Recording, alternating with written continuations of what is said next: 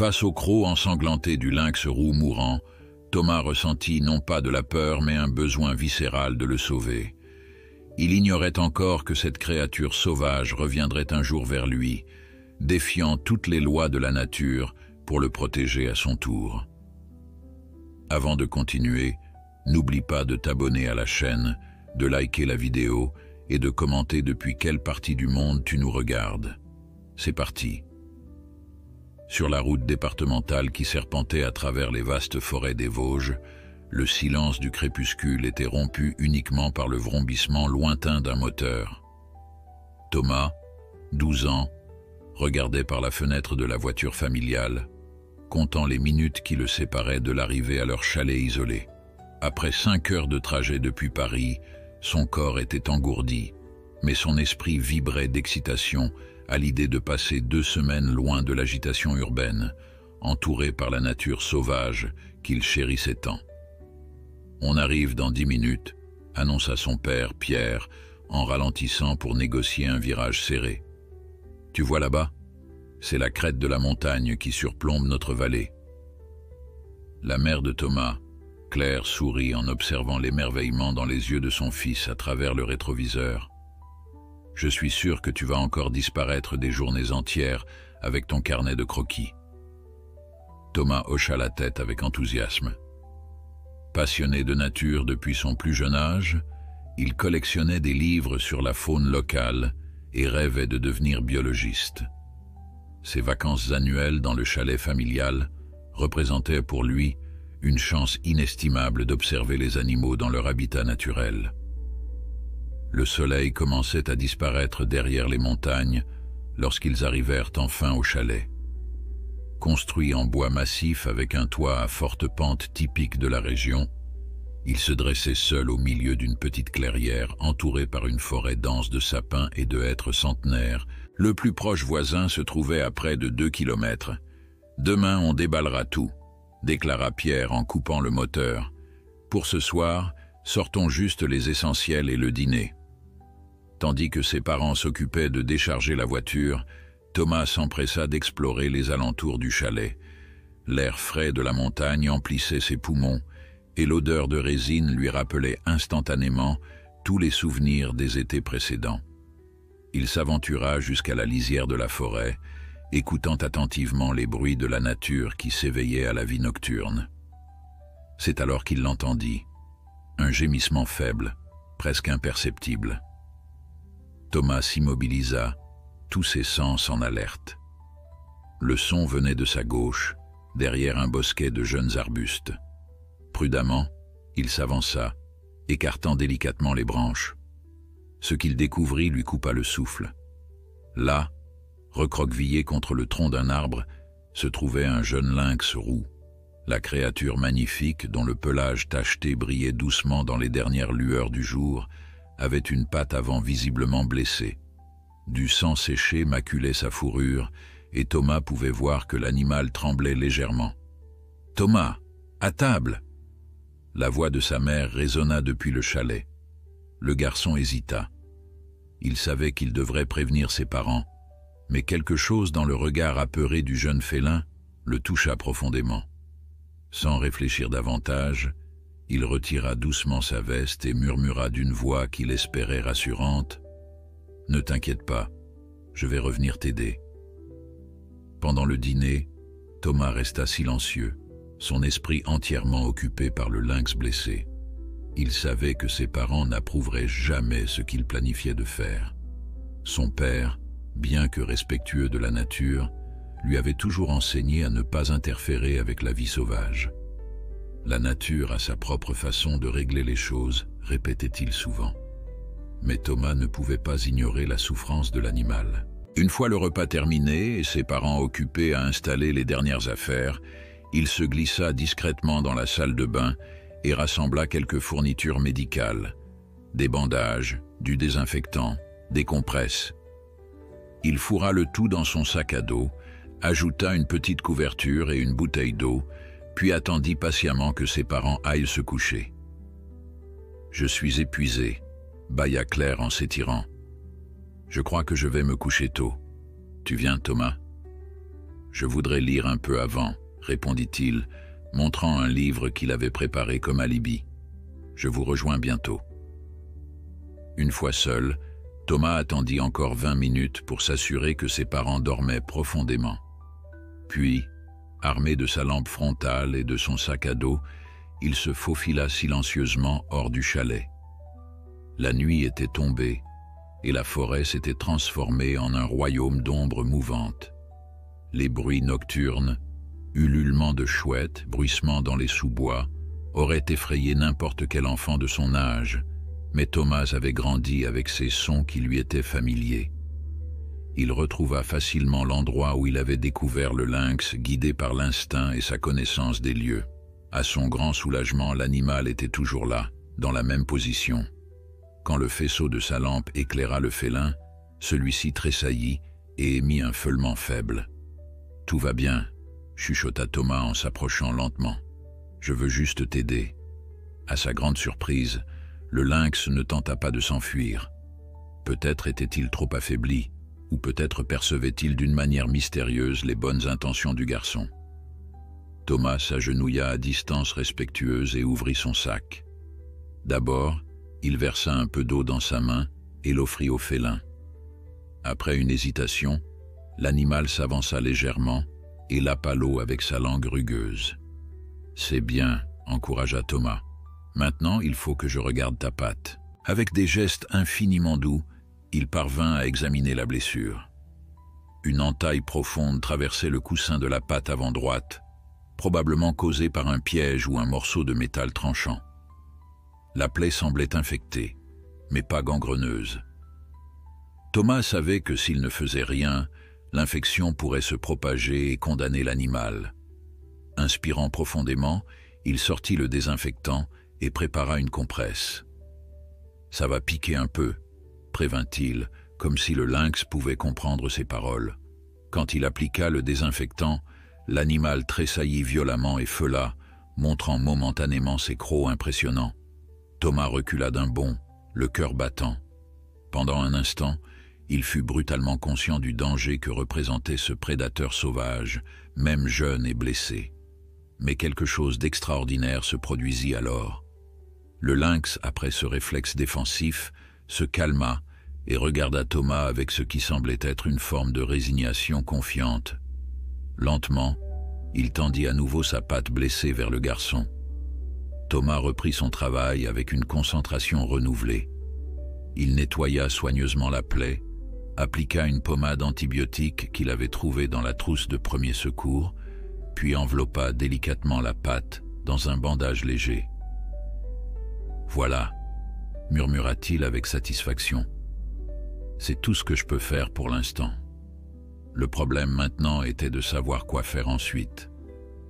Thomas savait qu'il ne pouvait pas laisser le lynx ici, vulnérable aux prédateurs et incapable de chasser. Mais le ramener au chalet était risqué à tout point de vue. Ses parents n'accepteraient jamais, et un lynx sauvage, même jeune, restait un animal dangereux et imprévisible. Pourtant, en observant la créature épuisée qui venait de lui accorder sa confiance, Thomas prit sa décision. Il y avait une petite remise à outils derrière le chalet, rarement utilisée pendant leur séjour. Elle pourrait servir d'abri temporaire jusqu'à ce que le lynx soit guéri. « Viens », dit-il doucement, en dépliant la couverture qu'il avait apportée. « Je vais t'emmener dans un endroit sûr. » Avec une précaution infinie, il parvint à envelopper le jeune félin dans la couverture.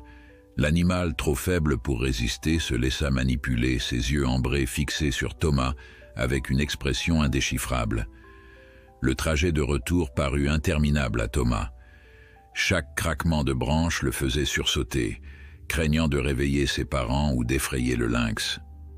Quand enfin il atteignit la remise, il poussa un soupir de soulagement. L'espace était petit mais propre, avec un sol en terre battue et quelques étagères poussiéreuses.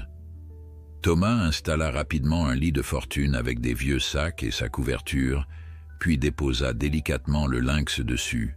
« Je reviendrai demain matin », promit-il en laissant une petite coupelle d'eau à portée de l'animal.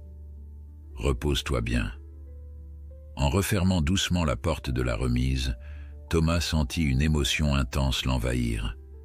Il venait de franchir une ligne, d'établir un contact avec la nature sauvage d'une manière qu'il n'aurait jamais imaginée. Il ne savait pas encore quelles seraient les conséquences de son acte, mais au fond de lui, il était convaincu d'avoir fait ce qui était juste. Cette nuit-là, allongé dans son lit, Thomas ne parvint pas à trouver le sommeil immédiatement. Son esprit bouillonnait de questions, de plans et d'inquiétudes. Comment allait-il nourrir le lynx? Combien de temps faudrait-il pour que sa patte guérisse? Et surtout, comment cacherait-il tout cela à ses parents? Il finit par s'endormir, bercé par le chant lointain d'une chouette et le murmure du vent dans les arbres. Dans ses rêves, il courait aux côtés d'un magnifique lynx roux à travers les forêts infinies, libres tous les deux, unis par un lien que personne d'autre ne pouvait comprendre. L'aube pointait à peine quand Thomas ouvrit les yeux, instantanément alerte. Les événements de la veille lui revinrent en mémoire et il sentit son cœur s'accélérer. Le lynx, il devait aller vérifier comment il avait passé la nuit. S'habillant silencieusement pour ne pas réveiller ses parents, il se glissa hors de sa chambre et descendit l'escalier en évitant soigneusement la 3e marche qui grinçait.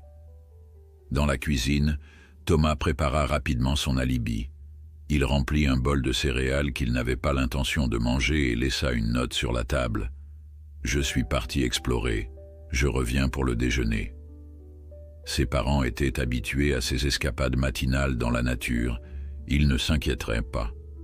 Avant de sortir, il se faufila dans le garde-manger et examina ce qui pourrait convenir à un félin sauvage.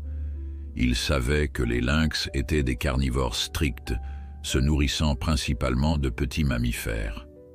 À défaut de souris fraîches, il prit quelques tranches de jambon cru que son père avait acheté pour le pique-nique prévu plus tard dans la semaine. Le cœur battant, Thomas s'approcha de la remise. Et si le lynx s'était échappé pendant la nuit? Ou pire, s'il était mort de ses blessures? Il ouvrit doucement la porte, retenant son souffle. À son grand soulagement, le félin était toujours là, allongé sur la couverture. Il avait à peine touché à l'eau, mais ses yeux étaient ouverts et alertes. Quand Thomas entra, le lynx se redressa légèrement, ses oreilles pointues se tournant vers le garçon. « Bonjour toi », murmura Thomas, en s'accroupissant à distance respectueuse. « Comment va ta patte aujourd'hui ?» Comme en réponse, le lynx étendit légèrement sa patte bandée, permettant à Thomas d'observer que le pansement était resté en place. Un bon signe. « Je t'ai apporté à manger », dit-il en déposant les tranches de jambon sur le sol de la remise. L'odeur de la viande sembla réveiller l'appétit du félin. Avec des mouvements précautionneux, il s'approcha de l'offrande, reniflant d'abord avec méfiance, puis, après avoir jeté un regard à Thomas comme pour demander permission, commença à déchiqueter le jambon avec ses crocs aiguisés. Thomas l'observait, fasciné par la délicatesse des mouvements du prédateur, même blessé. Le lynx mangeait avec une élégance sauvage, ses moustaches frémissant à chaque bouchée. Quand il eut terminé, il lécha consciencieusement ses babines, puis retourna se coucher, non sans avoir lancé à Thomas un regard que le garçon interpréta comme un remerciement. « Je dois y aller maintenant », expliqua Thomas, sachant pertinemment que l'animal ne comprenait pas ses paroles, mais trouvant du réconfort dans le fait de lui parler. « Je reviendrai vérifier ton pansement plus tard et t'apporter plus de nourriture. » Les jours suivants s'établirent selon une routine risquée, mais exaltante. Chaque matin, Thomas se levait avant ses parents pour apporter de la nourriture au lynx et vérifier sa blessure. Il avait réussi à subtiliser suffisamment de provisions pour nourrir son patient secret sans éveiller les soupçons. À midi, il prétextait vouloir manger un sandwich en explorant, ce qui lui permettait une autre visite. Le soir, il attendait que ses parents soient occupés ou endormis pour sa dernière visite de la journée. Le 3e jour, Thomas remarqua que la blessure du lynx commençait à montrer des signes de guérison. L'infection semblait se résorber et l'animal mettait désormais un peu de poids sur sa patte blessée. Il changea le bandage avec précaution impressionné par la patience dont faisait preuve le félin sauvage pendant cette procédure certainement inconfortable. « Tu sais, il faudrait que je te donne un nom, » murmura Thomas alors qu'il terminait de fixer le nouveau pansement. « Je ne peux pas continuer à t'appeler le lynx. » Il observa l'animal pendant un moment, notant ses yeux d'un ambre profond qui semblait briller d'une intelligence vive, son pelage tacheté aux reflets roux sous la lumière filtrant par la petite fenêtre de la remise. « Roux, décida-t-il finalement. « Je vais t'appeler Roux, simple mais ça te va bien. » Le lynx inclina légèrement la tête, comme s'il approuvait ce choix. Cette nuit-là, un violent orage éclata sur la région. Thomas, réveillé par le fracas du tonnerre, pensa immédiatement à Roux. La remise était vieille, et son toit n'était pas parfaitement étanche. Le pauvre animal devait être terrifié par le bruit et potentiellement trempé si la pluie s'infiltrait.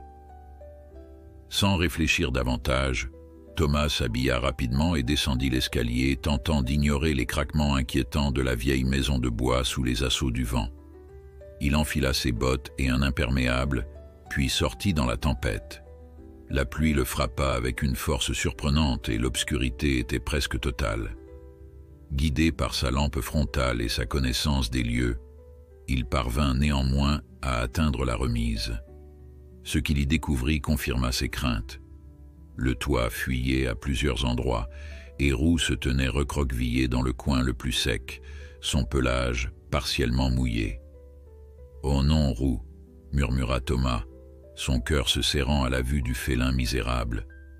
Une décision rapide s'imposa à lui. Il ne pouvait pas laisser l'animal dans ces conditions.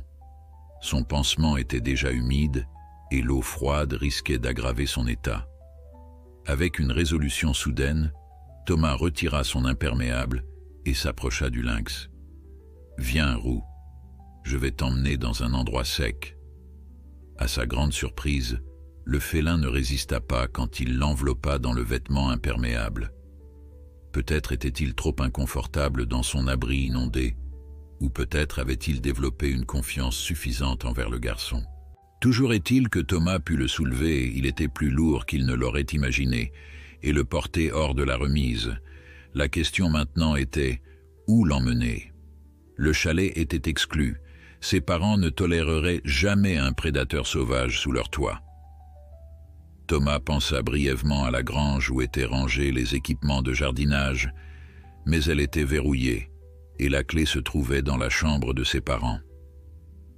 C'est alors qu'il se souvint de la cabane qu'il avait construite l'été précédent, à environ 200 mètres du chalet, dans une petite clairière. Elle n'était pas très grande, mais solidement bâtie avec des planches récupérées et un toit étanche couvert de bâches plastiques renforcées. Luttant contre la pluie et le vent, tenant fermement son précieux fardeau, Thomas se dirigea vers la cabane. Le trajet lui parut interminable, chaque pas dans la boue menaçant de le faire trébucher, mais il tint bon. Quand enfin il atteignit la structure, il poussa un soupir de soulagement en constatant qu'elle avait résisté aux éléments. À l'intérieur, il déposa doucement Roux sur le plancher de bois. La cabane était simple, 4 murs, un toit, une petite fenêtre et une porte qui fermait correctement. Thomas y avait laissé quelques couvertures et un vieux matelas de camping lors de sa dernière visite. Il installa rapidement un lit pour le lynx, puis utilisa une serviette qu'il avait eu la présence d'esprit d'emporter pour sécher le pelage humide de l'animal. « Voilà qui est mieux, n'est-ce pas ?» dit-il en terminant son travail. Roux s'était laissé manipuler avec une docilité surprenante, semblant apprécier la chaleur relative de ce nouvel abri et les attentions du garçon. Thomas resta un moment avec le félin, écoutant la pluie marteler le toit, rassuré de constater qu'aucune goutte ne s'infiltrait. Il avait fait du bon travail avec cette cabane. Avant de partir, il promit à Roux de revenir dès l'aube avec de la nourriture fraîche. Le lendemain matin, Thomas se réveilla avec le soleil, ses vêtements de la veille encore humides au pied de son lit. L'orage s'était dissipé pendant la nuit, laissant place à une journée qui s'annonçait radieuse. Ses parents dormaient encore, épuisé par une nuit agitée par le tonnerre. Thomas s'habilla rapidement et fila à la cuisine. Cette fois, il fut plus audacieux dans ses emprunts. Un reste de poulet rôti, quelques morceaux de bœuf séché que son père utilisait comme en-cas lors de leur randonnée, et une petite bouteille d'eau. Il glissa le tout dans son sac à dos et sortit silencieusement. L'air après l'orage était d'une pureté cristalline, et la forêt semblait avoir été lavée de toute impureté. Thomas courut presque jusqu'à sa cabane, impatient de retrouver Roux et de s'assurer qu'il avait passé une bonne nuit. Quand il ouvrit la porte, il fut accueilli par un spectacle qui le fit sourire largement. Roux était allongé sur le matelas de camping, apparemment profondément endormi, son corps élégant étendu de tout son long, sa patte blessée soigneusement positionnée. Il avait l'air parfaitement à l'aise, comme s'il avait toujours vécu dans cette cabane construite par des mains humaines. Au bruit de la porte, le lynx ouvrit les yeux et regarda Thomas sans alarme, juste avec cette expression indéchiffrable que le garçon commençait à connaître. Il ne fit aucun mouvement pour se lever ou fuir, se contentant d'observer son jeune bienfaiteur avec ce qui ressemblait presque à de l'affection. « Bonjour, Roux », chuchota Thomas en s'agenouillant près du matelas. « J'ai apporté ton petit déjeuner. » Les jours suivants furent parmi les plus heureux que Thomas ait jamais connus. Roux se rétablissait rapidement, sa patte cicatrisant proprement grâce aux soins attentifs du garçon. Il se déplaçait maintenant dans la cabane avec une aisance croissante et parfois, lorsque Thomas laissait la porte ouverte, il s'aventurait à quelques pas à l'extérieur avant de revenir promptement. Thomas passait chaque moment libre avec le lynx, parlant doucement, observant ses comportements, apprenant à décoder ses humeurs et ses besoins. Il avait l'impression de vivre une aventure extraordinaire, un secret merveilleux, partagé uniquement entre lui et cette créature majestueuse. Le 10e jour après sa découverte de Roux, Thomas commença à remarquer des changements significatifs chez le félin.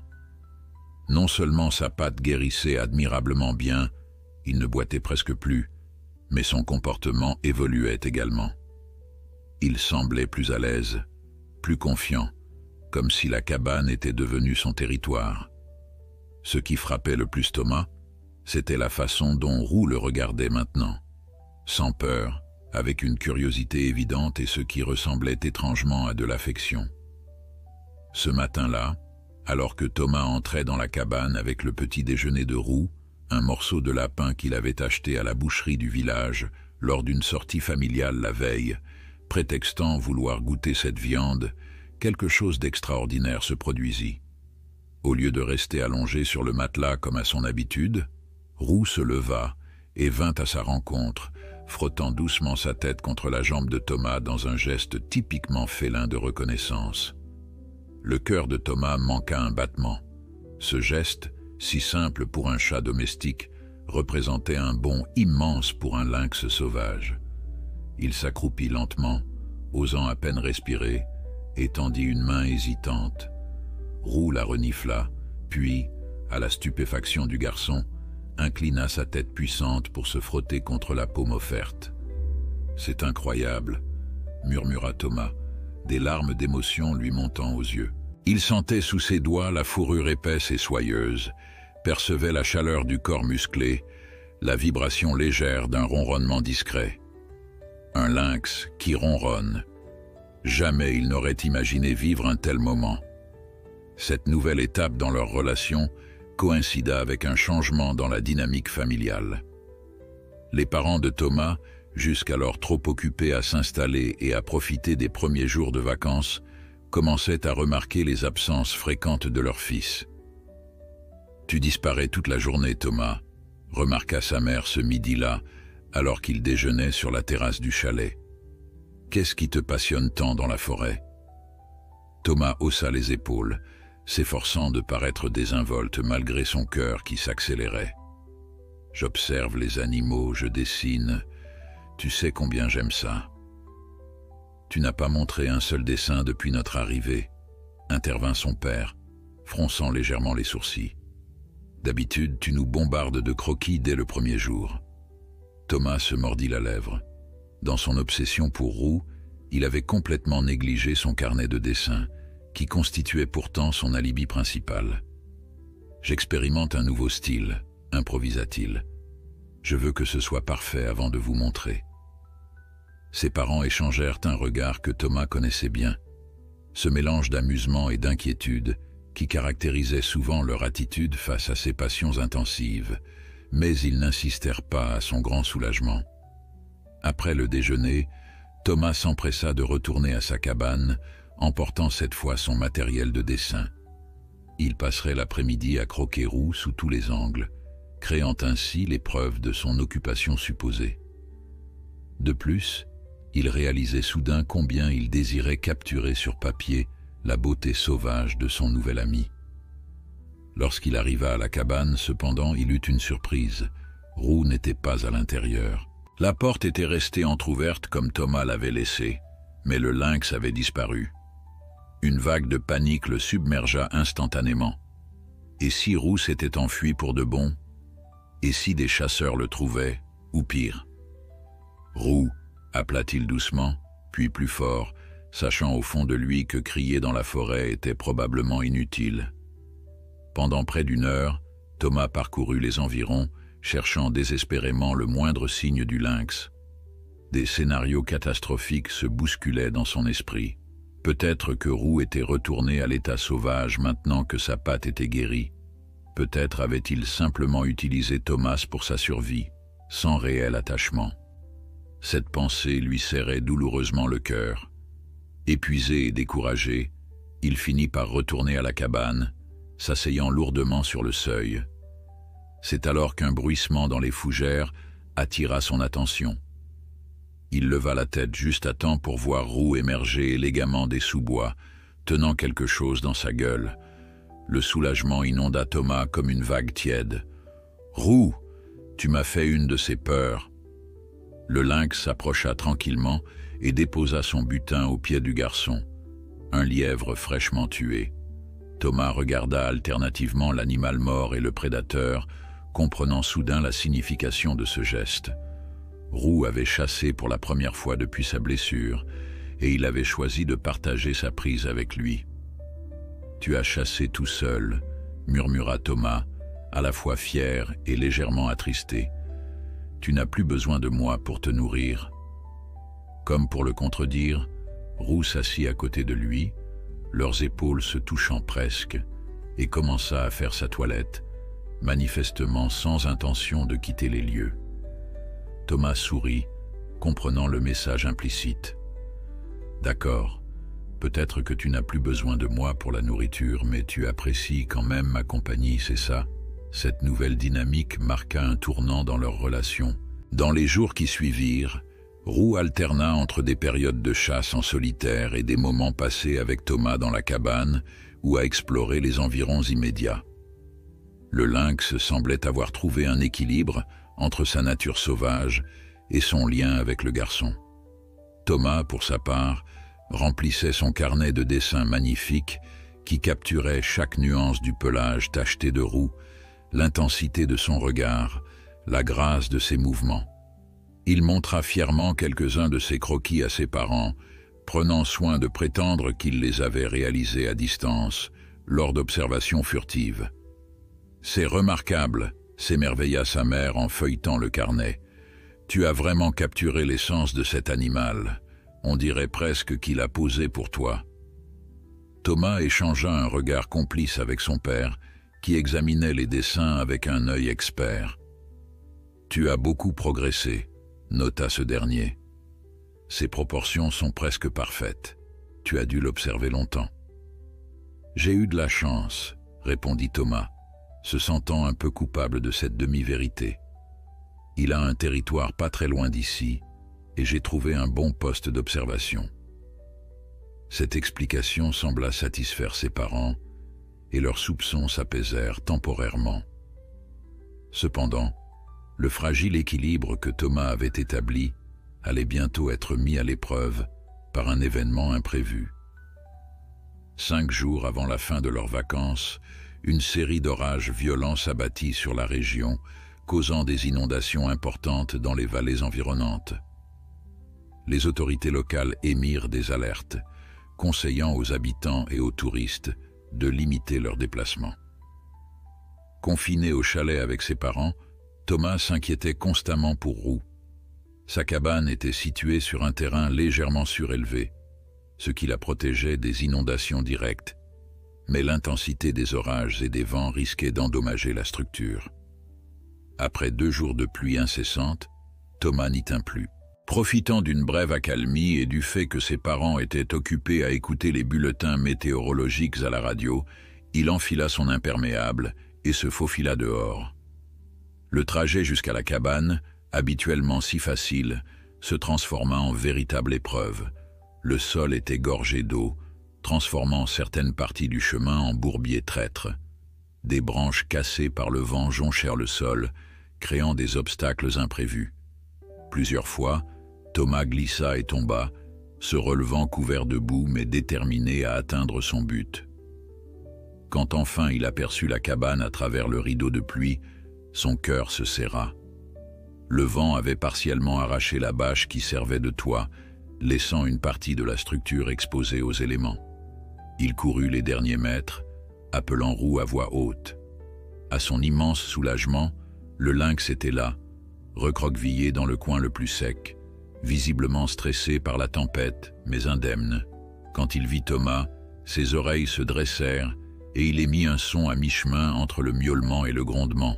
« Je suis là, Roux », le rassura Thomas en s'agenouillant près de lui, ignorant ses vêtements trempés et boueux.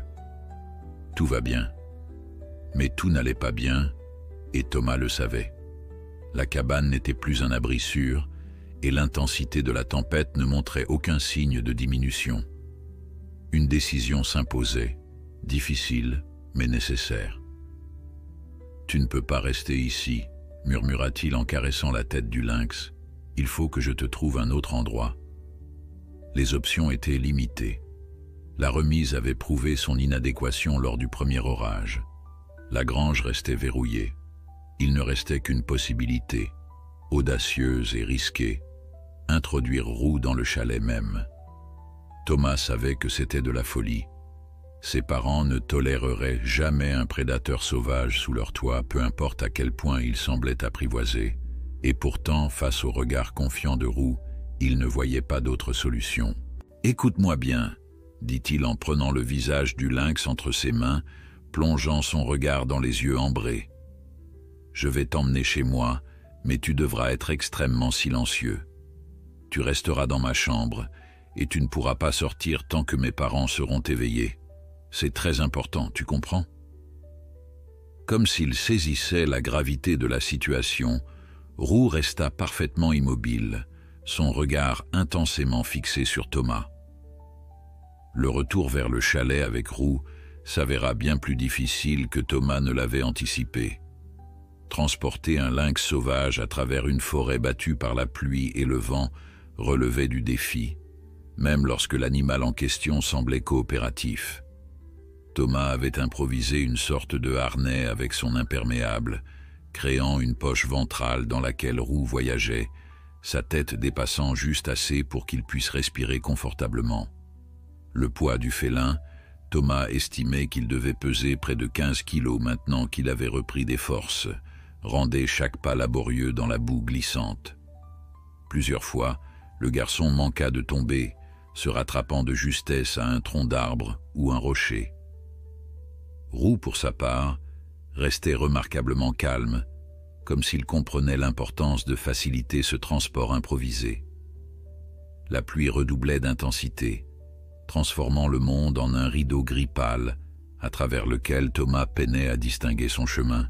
Il progressait lentement, guidé davantage par l'instinct et la mémoire que par la vue. Le vent sifflait entre les arbres, arrachant des branches qui s'écrasaient au sol dans des craquements sinistres. « On y est presque, Roux », encourageait Thomas, autant pour se rassurer lui-même que pour apaiser le lynx. « Encore quelques minutes et on sera au sec. » Quand enfin les contours du chalet se dessinèrent à travers la brume de pluie, Thomas s'arrêta pour élaborer son plan, La porte principale était exclue. Ses parents seraient certainement dans le salon à cette heure. La porte arrière, qui donnait sur la cuisine, était tout aussi risquée. Restait la fenêtre de sa chambre, au premier étage. Par chance, un grand chêne poussait près du mur et du chalet, ses branches s'étendant à proximité de la fenêtre de Thomas.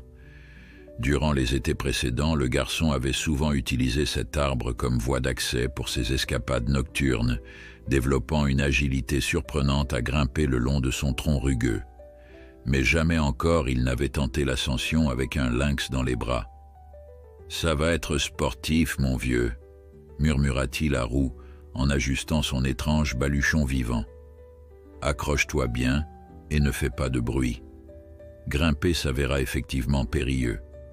L'écorce glissante sous la pluie offrait peu de prise et Thomas devait maintenir Roux d'une main, tout en s'agrippant de l'autre. Ses pieds cherchaient désespérément les aspérités familières du tronc, rendues presque invisibles par l'obscurité grandissante. À mi-hauteur, un éclair zébra le ciel, suivi presque immédiatement par un coup de tonnerre assourdissant. Roux sursauta violemment, ses griffes s'enfonçant involontairement dans la chair de Thomas à travers ses vêtements. « Aïe, doucement, Roux !» gémit-il, retenant un cri de douleur. « On y est presque. » Après ce qui sembla une éternité, Thomas atteignit enfin la branche principale qui s'étendait vers sa fenêtre. Il progressa centimètre par centimètre, conscient que la chute serait désastreuse, tant pour lui que pour son précieux chargement. La branche ployait dangereusement sous leur poids combiné, mais tint bon. Arrivé à hauteur de la fenêtre, Thomas se heurta à un obstacle imprévu. Il l'avait fermé avant de partir, par habitude. D'une main tremblante, il tenta de la faire coulisser, priant pour qu'elle ne soit pas verrouillée de l'intérieur. À son immense soulagement, le panneau glissa silencieusement. Il avait huilé les rails au début des vacances pour faciliter ses sorties nocturnes. « On y est !» chuchota-t-il en se hissant à l'intérieur, Roux toujours fermement maintenu contre lui. Une fois dans sa chambre, Thomas déposa doucement le lynx sur le tapis, puis referma la fenêtre pour empêcher la pluie de s'infiltrer. Il resta un moment immobile, l'oreille tendue, guettant le moindre signe que ses parents auraient pu entendre leur entrée. Mais seul le crépitement de la pluie contre les vitres et le grondement lointain du tonnerre troublaient le silence. Roux, libéré de sa contrainte, explorait déjà la chambre avec une curiosité prudente. Ses pattes silencieuses testaient la texture étrange du tapis. Son museau frémissant captait les odeurs nouvelles de cet environnement clos. Thomas l'observait, fasciné par la grâce avec laquelle le prédateur sauvage s'adaptait à ce cadre si différent de son habitat naturel. « Bienvenue chez moi », murmura-t-il en se débarrassant de ses vêtements trempés. « C'est un peu plus petit que la forêt, mais au moins c'est sec. » Il enfila rapidement des vêtements secs, puis s'attela à préparer un espace confortable pour Roux. Il poussa son coffre à jouets devant la porte, une précaution supplémentaire, au cas où ses parents entreraient sans frapper, puis disposa plusieurs couvertures dans un coin de la pièce, créant une sorte de nid douillet. « Voilà ton nouveau territoire, temporairement du moins, » expliqua-t-il au lynx, qui observait ses mouvements avec attention. « Je t'apporterai à manger plus tard, quand mes parents seront couchés. » Thomas savait que la situation était précaire. Cacher un lynx dans sa chambre relevait de la folie pure. Mais l'alternative, laisser Roux affronter seul la tempête dans une cabane à moitié détruite, lui semblait inacceptable. Il devrait être extrêmement vigilant dans les jours à venir, jusqu'à ce que la météo s'améliore suffisamment pour permettre la réparation de la cabane. « Thomas, tu es là ?» La voix de sa mère résonna soudain dans le couloir, accompagnée d'un léger cognement à la porte. Le cœur de Thomas s'emballa. « Oui, maman », répondit-il, faisant signe à Roux de rester immobile. Le lynx, comme s'il comprenait la situation, se tapit instantanément dans le nid de couverture, presque invisible dans la pénombre de la chambre. « Qu'est-ce que tu fais avec ce coffre devant la porte ?» demanda sa mère, essayant visiblement d'entrer. « Je Je cherchais un vieux jeu, improvisa Thomas. Attends, je vais déplacer ça. Il poussa le coffre juste assez pour permettre l'ouverture partielle de la porte, tout en s'assurant que sa mère ne pourrait pas voir le coin où se cachait Roux. Claire passa la tête par l'entrebâillement, fronçant les sourcils en voyant les cheveux mouillés de son fils. « Tu es sorti, avec ce temps ?»« Juste un moment, » admit Thomas. « J'ai cru voir un cerf près de la lisière et je voulais le photographier. Mais il est parti trop vite. » Sa mère secoua la tête, mi-amusée, mi-exaspérée. « Tu es impossible. Enfin, le dîner sera prêt dans une demi-heure. Papa a préparé un ragoût, ça te réchauffera. »« Super !» répondit Thomas avec un enthousiasme forcé, souhaitant désespérément que sa mère parte avant que Roux ne fasse un mouvement révélateur. Une fois la porte refermée, Thomas s'effondra sur son lit, le cœur battant encore la chamade. « C'était moins une », murmura-t-il à Roux, qui émergeait lentement de sa cachette, ses yeux ambrés brillant dans la pénombre. Le dîner fut une épreuve de self-control pour Thomas. Chaque craquement provenant de l'étage lui faisait craindre que Roux se soit mis à explorer la maison.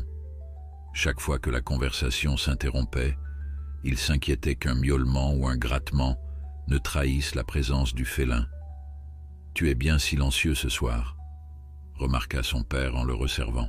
« Tu ne te sens pas malade, j'espère ?»« Non, non », se hâta de répondre Thomas. « Je réfléchissais juste au dessin que je veux faire demain si la pluie s'arrête. » La conversation dériva heureusement vers les prévisions météorologiques et les activités des jours à venir. Thomas mangea rapidement, impatient de retourner surveiller son invité secret.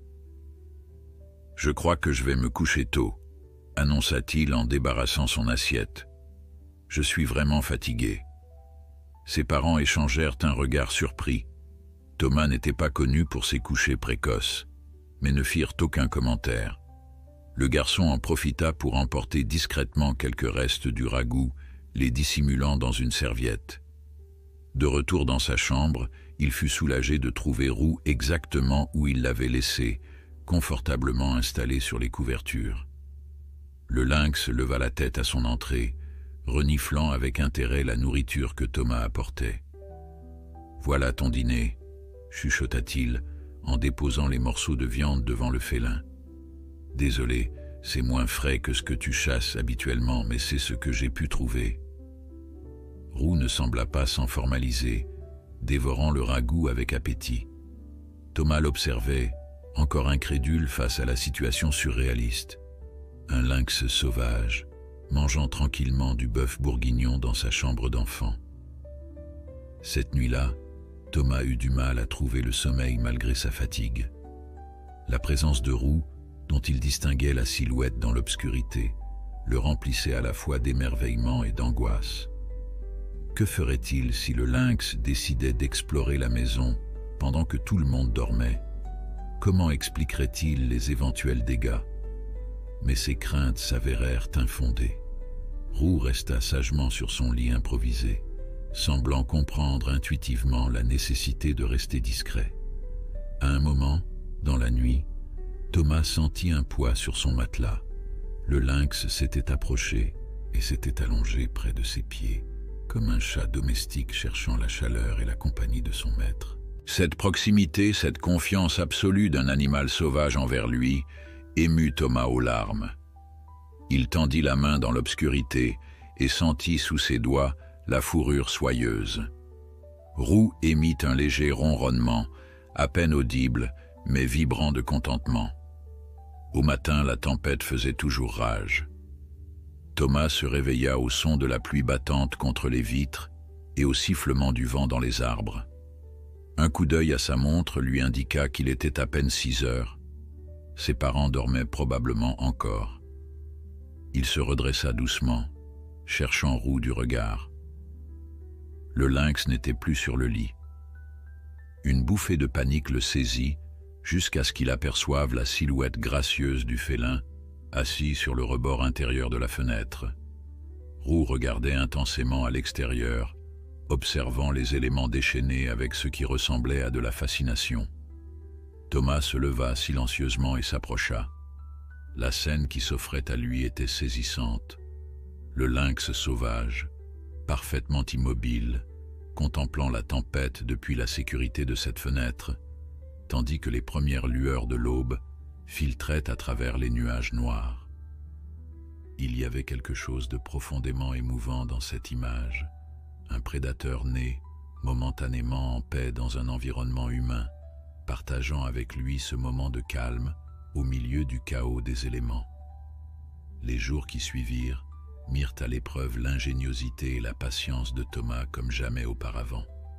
Cacher un lynx dans une chambre d'enfant n'était pas une mince affaire, surtout lorsque ledit lynx commençait à s'ennuyer de son confinement forcé. La tempête, loin de s'essouffler, semblait avoir décidé de s'installer durablement sur la région, rendant impossible tout projet de retour à la cabane. Le matin du deuxième jour, Thomas se réveilla en sursaut, tiré du sommeil par un bruit étrange. En ouvrant les yeux, il découvrit Roux perché sur sa commode, en train de renifler avec curiosité les divers objets qui s'y trouvaient. Une de ses figurines préférées, un renard en bois sculpté que son grand-père lui avait offert, gisait sur le sol, apparemment victime d'un coup de patte exploratoire. « Roux, non !» chuchota-t-il, bondissant hors du lit. Le lynx tourna vers lui un regard presque innocent, comme s'il ne comprenait pas ce qu'il avait fait de mal. Thomas réalisa que pour un prédateur habitué aux vastes étendues forestières, cette chambre, malgré sa taille respectable, devait sembler terriblement exiguë. « Je sais que tu t'ennuies, » murmura-t-il en caressant la tête du félin, « mais tu dois être patient. Dès que la tempête sera passée, je te ramènerai dans la forêt. » Mais l'attente s'annonçait longue. À travers la fenêtre, le ciel restait obstinément gris, déversant des trombes d'eau qui transformaient le jardin en mare boueuse. Des bulletins d'alerte météorologique passaient régulièrement à la radio, évoquant des routes coupées et des risques d'inondation. Le plus grand défi pour Thomas était de sortir suffisamment de nourriture de la cuisine sans éveiller les soupçons. Roux, malgré sa taille modeste comparée à un lynx adulte, avait un appétit considérable. Et si le félin semblait s'accommoder des restes de table, Thomas savait qu'une alimentation carnée plus naturelle serait préférable. L'occasion se présenta lorsque son père annonça qu'il allait tenter de rejoindre le village pour se ravitailler, profitant d'une accalmie temporaire. « Tu as besoin de quelque chose de particulier, Thomas ?» demanda Pierre en enfilant son imperméable. Le garçon hésita un instant. « Est-ce qu'on pourrait avoir de la viande? Du lapin ou, je ne sais pas, quelque chose comme ça ?» Son père haussa un sourcil. « Toi qui manges à peine de la viande d'habitude? C'est nouveau. J'ai lu que les protéines sont importantes pour la croissance, » improvisa Thomas. « Et puis on est en vacances, non ?» Pierre ébouriffa affectueusement les cheveux de son fils. « D'accord, je verrai ce que je peux trouver. » « Mais ne t'attends pas à des miracles. Avec ce temps, les approvisionnements du village doivent être limités. » Pendant l'absence de son père, Thomas profita de ce que sa mère était occupée à réparer une fuite dans la salle de bain pour emmener Roux faire une brève excursion dans le couloir.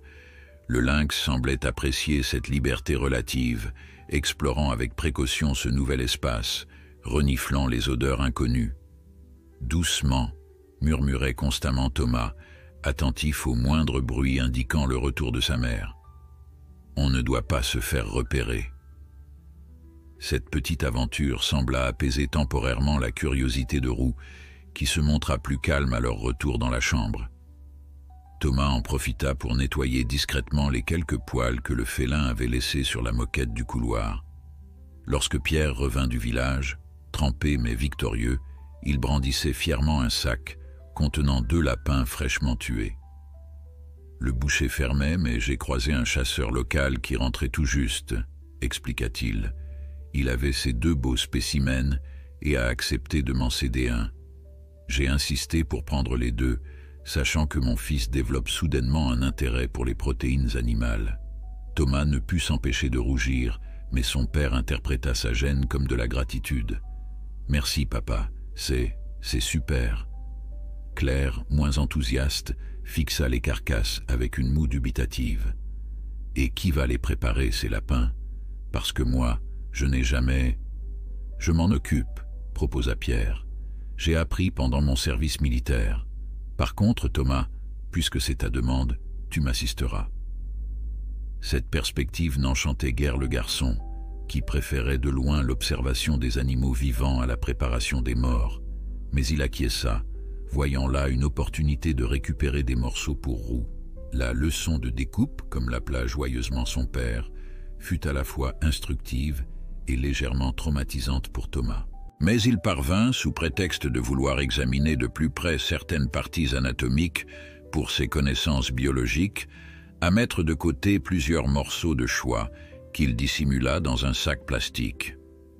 Ce soir-là, tandis que la famille savourait un civet de lapin préparé par Pierre, Roux festoyait dans la chambre de Thomas avec les morceaux crus que le garçon lui avait réservés. Pour la première fois depuis son arrivée au chalet, le lynx semblait véritablement satisfait, sa faim de prédateur enfin correctement assouvie. Après le dîner, alors que ses parents s'installaient au salon pour lire au son apaisant de la pluie, Thomas prétexta vouloir travailler sur ses dessins et monta rejoindre Roux. Il le trouva allongé sur le lit, dans cette posture détendue propre au félin repu, occupé à faire sa toilette avec application. « Tu as aimé ton festin, on dirait », chuchota Thomas en s'asseyant près de lui. Pour toute réponse, Roux s'étira longuement puis vint poser sa tête sur les genoux du garçon, dans un geste de confiance absolue qui émut profondément Thomas. Il caressa doucement le pelage tacheté, sentant sous ses doigts le ronronnement discret qui vibrait dans la poitrine du lynx. « Tu sais, » murmura-t-il, « parfois je me demande si tu n'es pas plus heureux ici, avec moi, que dans la forêt. » L'idée le traversait de plus en plus souvent. Et si Roux restait avec lui, non pas enfermé dans sa chambre, bien sûr, mais d'une manière ou d'une autre, dans sa vie. Thomas savait que c'était un rêve impossible, que la place d'un lynx était dans la nature, mais il ne pouvait s'empêcher d'imaginer un futur où leur amitié improbable pourrait continuer. Cette nuit-là, Roux dormit sur le lit, blotti contre Thomas comme un chat domestique. Le garçon s'endormit avec le sentiment merveilleux d'avoir été choisi par cette créature sauvage, d'avoir gagné sa confiance et son affection d'une manière que peu d'humains avaient expérimentée. Le troisième jour de cohabitation secrète commença par un rayon de soleil, le premier depuis le début de la tempête, qui filtra à travers les nuages encore présents mais moins menaçants. Thomas et Roux observèrent ensemble ce changement prometteur, le lynx manifestant une excitation visible à la vue du ciel qui s'éclaircissait. « Bientôt, » promit Thomas en caressant la tête du félin, « bientôt tu pourras retourner dehors. » Cette perspective, bien qu'elle lui serrât le cœur, était inévitable. Thomas savait qu'il ne pourrait pas garder Roux enfermé indéfiniment, ni risquer qu'il soit découvert par ses parents. La solution la plus sage était de réparer la cabane dès que possible et d'y réinstaller le lynx, au moins jusqu'à la fin de leurs vacances. Mais le destin avait d'autres plans. En début d'après-midi, alors que Thomas était descendu aider sa mère à préparer le déjeuner, un bruit sourd suivi d'un fracas de verre brisé retentit à l'étage. Le sang de Thomas se glaça dans ses veines. « Roux, qu'est-ce que c'était ?» s'exclama Claire, déjà en mouvement vers l'escalier. « Je ne sais pas », balbutia Thomas, tentant désespérément de la devancer. « Peut-être que j'ai laissé la fenêtre ouverte et le vent. » Mais sa mère était déjà dans l'escalier, Thomas sur ses talons, le cœur battant à tout rompre. Il imaginait les scénarios catastrophiques, Roux surpris, effrayé, peut-être même agressif face à une inconnue. Sa mère terrifiée, criant, appelant à l'aide. Quand Claire ouvrit la porte de la chambre, elle se figea sur place, et Thomas, qui la suivait de près, faillit lui rentrer dedans. Puis il vit ce qui avait causé sa stupéfaction. La chambre était en désordre. Certes, plusieurs livres et figurines étaient tombés de l'étagère et un vase avait été renversé, répandant eau et fleurs séchées sur le bureau. Mais ce n'était pas cela qui avait choqué sa mère. C'était la fenêtre, grande ouverte, le rideau claquant doucement dans la brise. De Roux, nulle trace. « Thomas, ta fenêtre! L'eau a dû s'infiltrer partout !» s'exclama Claire en se précipitant pour la fermer. Le garçon restait immobile, partagé entre le soulagement que Roux n'ait pas été découvert et une tristesse écrasante à l'idée que le lynx soit parti, peut-être pour toujours, sans même un adieu. « Je suis désolé », murmura-t-il, des larmes qu'il ne pouvait contenir lui montant aux yeux. « J'ai du mal la fermer ce matin. » Sa mère, interprétant son émotion comme de la contrariété face aux dégâts, s'adoucit. « Ce n'est pas grave, mon chéri. On va nettoyer tout ça. Heureusement, il n'a pas beaucoup plu dans cette direction aujourd'hui. » Pendant qu'il remettait la chambre en ordre, Thomas cherchait désespérément un signe, un indice indiquant que le départ de Roux n'était pas définitif. Mais tout ce qu'il trouva fut quelques poils roux sur le rebord de la fenêtre et une légère trace de griffes sur le cadre de bois, les dernières marques de la présence du lynx dans sa vie. Cette nuit-là, Thomas ne dormit pas.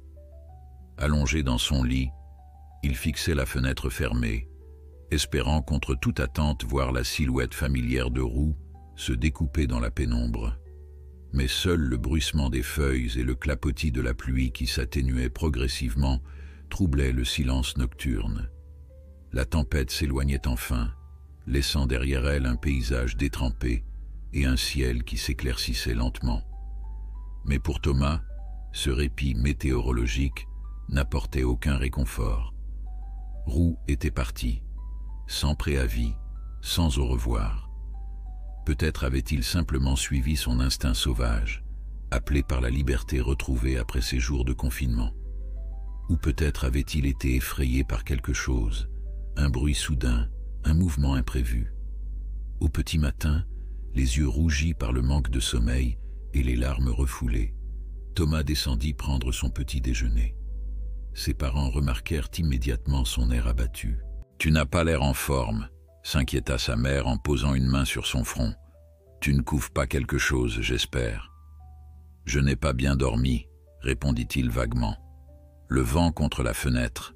« La tempête s'est enfin calmée », intervint son père en consultant la météo sur sa tablette. « Ils annoncent même du soleil pour cet après-midi. On pourrait en profiter pour aller voir les dégâts et commencer quelques réparations autour du chalet. » Thomas hocha la tête distraitement. Une idée prenait forme dans son esprit. Si la météo s'améliorait, il pourrait partir à la recherche de Roux. Peut-être le lynx était-il retourné vers la cabane, ou peut-être se cachait-il quelque part dans les environs, attendant un signe de Thomas. « Je peux m'occuper de vérifier ma cabane », proposa-t-il, s'efforçant de paraître simplement serviable plutôt que désespéré.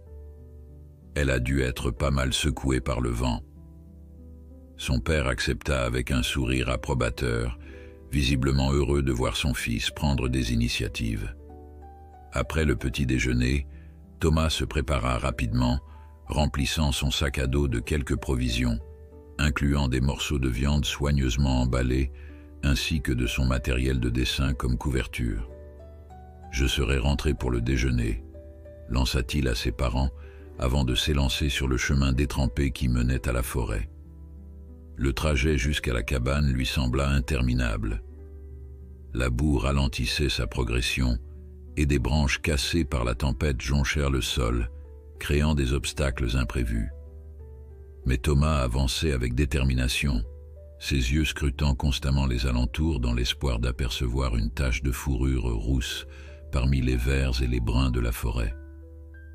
Quand il atteignit enfin la cabane, son cœur se serra. La tempête n'avait pas été clémente. Le toit improvisé avait presque entièrement disparu, emporté par le vent, et l'un des murs penchait dangereusement, comme sur le point de s'effondrer. L'intérieur était inondé, transformée en mare boueuse où flottaient les restes détrempés du matelas de camping. « Roux » appela-t-il doucement, sans vraiment s'attendre à une réponse. « Tu es là ?»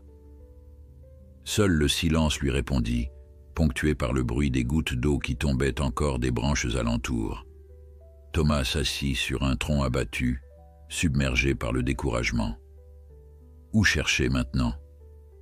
La forêt était immense, et un lynx qui ne souhaitait pas être trouvé pouvait facilement rester invisible, même aux yeux les plus attentifs. Pendant près de 2 heures, Thomas explora méthodiquement les environs de la cabane, appelant Roux à intervalles réguliers, laissant des petits morceaux de viande à des endroits stratégiques, espérant attirer le félin par l'odeur. Mais ses efforts demeurèrent vains. Vers midi, épuisé physiquement et émotionnellement, il dut se résoudre à rentrer au chalet. Ses parents s'inquiéteraient s'il tardait trop, et il ne voulait pas devoir expliquer la véritable raison de ses recherches dans la forêt. « Je reviendrai demain », promit-il à voix haute, comme si Roux pouvait l'entendre quelque part, et tous les jours s'il le faut. Cette promesse, il la tint. Chaque jour pendant la semaine qui suivit, Thomas retournait dans la forêt, étendant progressivement son périmètre de recherche. Il réparait la cabane petit à petit, la rendant à nouveau habitable, dans l'espoir que Roux déciderait d'y revenir. Il y laissait de la nourriture fraîche, remplaçant celle de la veille, qui demeurait invariablement intacte. Ses parents remarquèrent bien sûr son obsession pour ses expéditions solitaires, mais l'attribuèrent à sa passion habituelle pour la nature, peut-être intensifiée par les jours de confinement forcé pendant la tempête. Thomas leur montrait régulièrement ses nouveaux dessins, des paysages, des écureuils, des oiseaux, comme preuve de ses activités légitimes en forêt. Mais dans son carnet personnel, celui qu'il ne montrait à personne, chaque page était couverte d'esquisses de Roux, tentative désespérée de capturer et préserver le souvenir du lynx qu'il craignait de ne jamais revoir. Le 6e jour après la disparition de Roux, alors que Thomas rentrait d'une nouvelle expédition infructueuse, un homme attendait devant le chalet, discutant avec son père. Grand, vêtu d'un uniforme vert foncé, il se présenta comme Paul Mercier, garde forestier du parc naturel régional. « Bonjour Thomas », le salua-t-il avec un sourire chaleureux. « Ton père me dit que tu passes beaucoup de temps dans la forêt à observer la faune. » Le garçon acquiesça prudemment, se demandant où cette conversation allait mener. « Je suis venu prévenir les résidents du secteur, » poursuivit le garde. « Nous avons repéré des traces d'activité inhabituelle près de la rivière Est, des pièges. » Le sang de Thomas se glaça dans ses veines. Des pièges? Quel genre de pièges? Du braconnage, malheureusement. Des collets principalement, posés le long des sentiers empruntés par le petit gibier. Mais aussi quelques pièges à mâchoires, ce qui est particulièrement inquiétant car ils peuvent blesser gravement n'importe quel animal, protégé ou non. Thomas pensa immédiatement à la blessure de Roux à la patte. Était-ce ainsi qu'il s'était blessé initialement? Et maintenant, avec ces nouveaux pièges? Où exactement avez-vous trouvé ces pièges? Demanda-t-il, s'efforçant de masquer son anxiété croissante. Le garde sortit une petite carte de sa poche. Principalement dans ce secteur, expliqua-t-il en désignant une zone située à environ 2 km à l'est du chalet. Nous avons retiré ceux que nous avons trouvés, mais il pourrait y en avoir d'autres. C'est pourquoi je recommande la plus grande prudence lors de vos promenades, surtout si vous quittez les sentiers balisés. Thomas hocha gravement la tête, son esprit tournant à toute vitesse. La zone indiquée par le garde forestier n'était pas très éloignée de l'endroit où il avait trouvé Roux la première fois. Si le lynx était retourné dans ce secteur, il courait un grave danger. Cette nuit-là, incapable de dormir une fois de plus, Thomas prit une décision. Il attendrait que ses parents soient profondément endormis, puis il se faufilerait dehors pour explorer la zone des pièges. C'était risqué, surtout de nuit, mais l'idée que Roux puisse être en danger, le tourmentait trop pour qu'il puisse attendre le matin. Vers minuit, équipé de sa lampe frontale, de son sac à dos contenant provisions et trousses de premiers secours, et vêtu de ses habits les plus sombres pour éviter d'être repéré, Thomas quitta silencieusement le chalet. La nuit était claire, la lune presque pleine offrant une luminosité suffisante pour qu'il puisse progresser sans utiliser sa lampe, évitant ainsi d'attirer l'attention. La forêt nocturne était un monde différent, empli de sons et d'ombres qui auraient effrayé la plupart des enfants de son âge. Mais Thomas, guidé par son inquiétude pour Roux, avançait résolument, suivant un chemin qu'il connaissait par cœur jusqu'à la lisière de la zone dangereuse. Il lui fallut près d'1 heure pour atteindre la rivière dont avait parlé le garde. Là, il ralentit considérablement, scrutant le sol à la recherche des signes révélateurs de pièges dissimulés. La lune se reflétait sur l'eau calme, créant suffisamment de lumière pour distinguer les formes, mais pas les détails. Après quelques minutes d'hésitation, Thomas se résigna à allumer sa lampe frontale, l'orientant vers le sol pour minimiser sa visibilité à distance. Il progressa lentement le long de la berge, appelant doucement Roux à intervalles réguliers, espérant que le lynx reconnaîtrait sa voix s'il se trouvait dans les parages. Le temps s'étirait, chaque minute semblant durer une éternité tandis qu'il explorait méthodiquement la zone. C'est alors qu'il l'entendit, un bruissement dans les fougères à sa droite, suivi d'un faible miaulement qui n'appartenait à aucun chat domestique. Le cœur de Thomas fit un bond dans sa poitrine. « Roux » appela-t-il, dirigeant prudemment le faisceau de sa lampe vers la source du bruit. 2 yeux ambrés brillèrent dans l'obscurité, reflétant la lumière comme des joyaux luminescents. Puis, lentement, la silhouette familière de Roux émergea des fougères. Le lynx semblait hésitant, mais il avança néanmoins vers Thomas, s'arrêtant à quelques mètres de lui. « Roux » s'exclama le garçon, des larmes de joie lui montant aux yeux. « Tu es là, tu vas bien ?» Le félin pencha légèrement la tête, comme s'il évaluait la situation, puis, dans un mouvement fluide qui prit Thomas par surprise, bondit vers lui et frotta sa tête contre ses jambes, exactement comme il l'avait fait dans la cabane avant la tempête. Thomas s'agenouilla, enveloppant le lynx dans une étreinte prudente mais émue. Roux se laissa faire, poussant même son museau contre la joue du garçon dans ce qui ressemblait à un geste d'affection. « Tu m'as tellement manqué », murmura Thomas, enfouissant son visage dans la fourrure soyeuse. « Pourquoi es-tu parti comme ça ?» La question resterait bien sûr sans réponse, mais en cet instant, cela n'avait plus d'importance. Roux était là, sain et sauf, et il avait manifestement reconnu Thomas, choisissant de venir à sa rencontre plutôt que de rester caché. « Viens, dit-il en se relevant. On ne peut pas rester ici.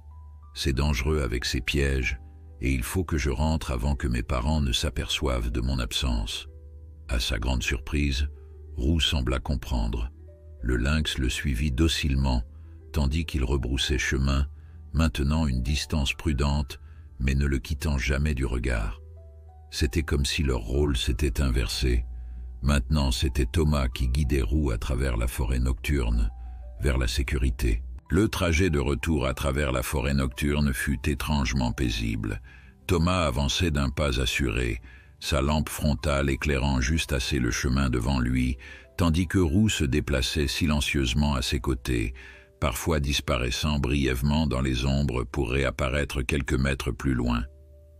Cette danse entre présence et absence semblait naturelle pour le félin, comme s'il alternait entre son instinct sauvage et son attachement pour le garçon. Arrivé à la bifurcation qui menait d'un côté au chalet familial et de l'autre à la cabane réparée, Thomas s'arrêta, confronté à un dilemme. Ramener Roux au chalet était trop risqué. L'épisode de la fenêtre ouverte avait déjà suscité suffisamment de questions.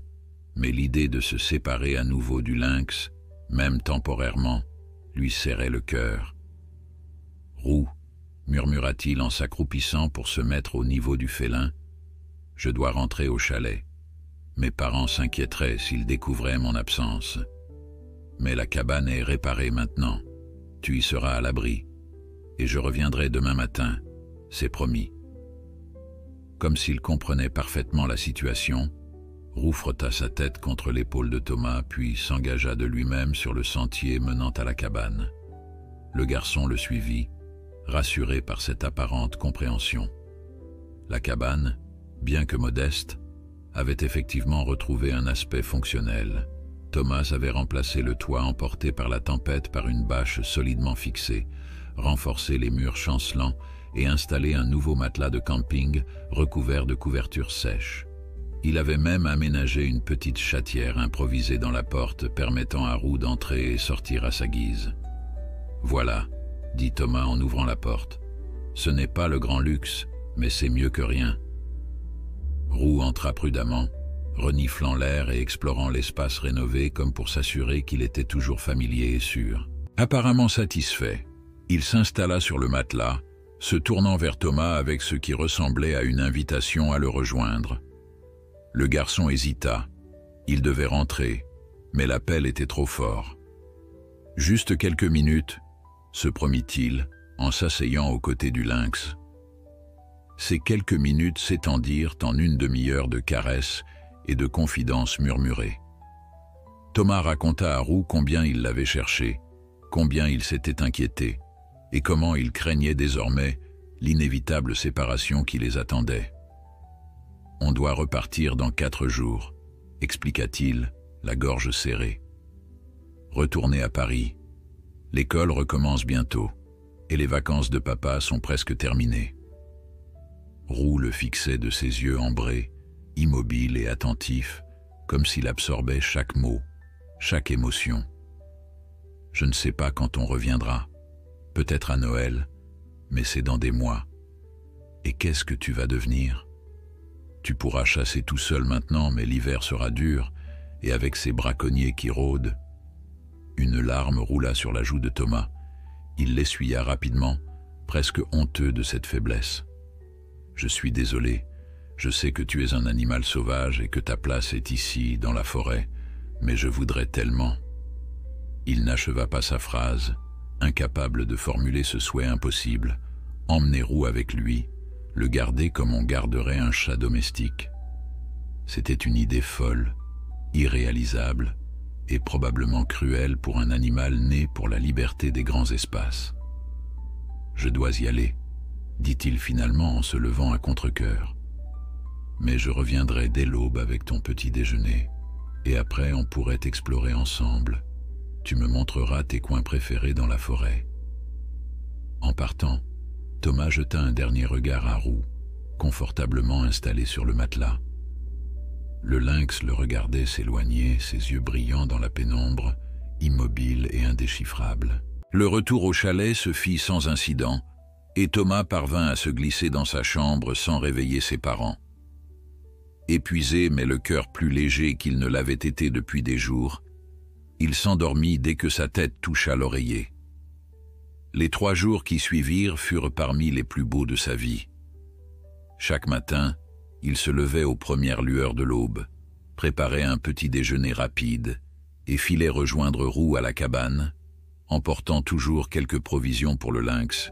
Ils passaient ensuite la matinée à explorer la forêt ensemble, Thomas suivant Roux, qui semblait prendre un plaisir évident à lui montrer ses territoires de chasse, ses points d'observation favoris, les ruisseaux où il s'abreuvait.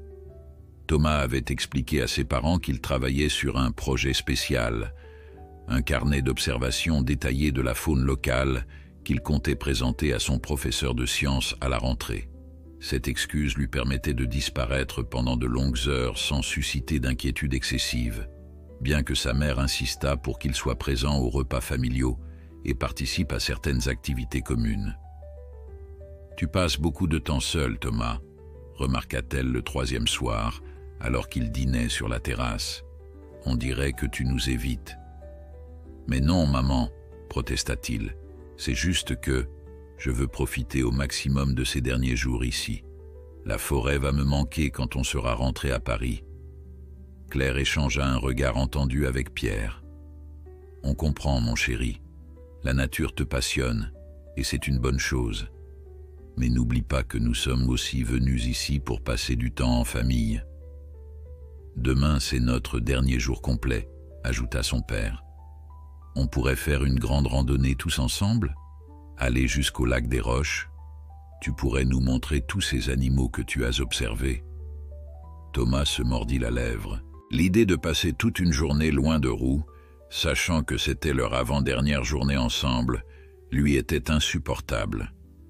Mais le regard plein d'espoir de ses parents ne lui laissait guère le choix. « D'accord, » concéda-t-il. « Mais est-ce qu'on pourrait partir un peu tard?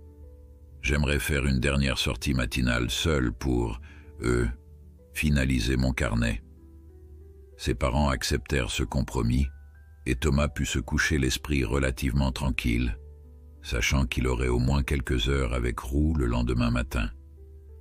Cette nuit-là, cependant, un bruit de moteur le réveilla en sursaut. Il était un peu plus de 2 heures du matin, et ce vrombissement n'avait rien de naturel dans l'environnement habituellement silencieux du chalet isolé.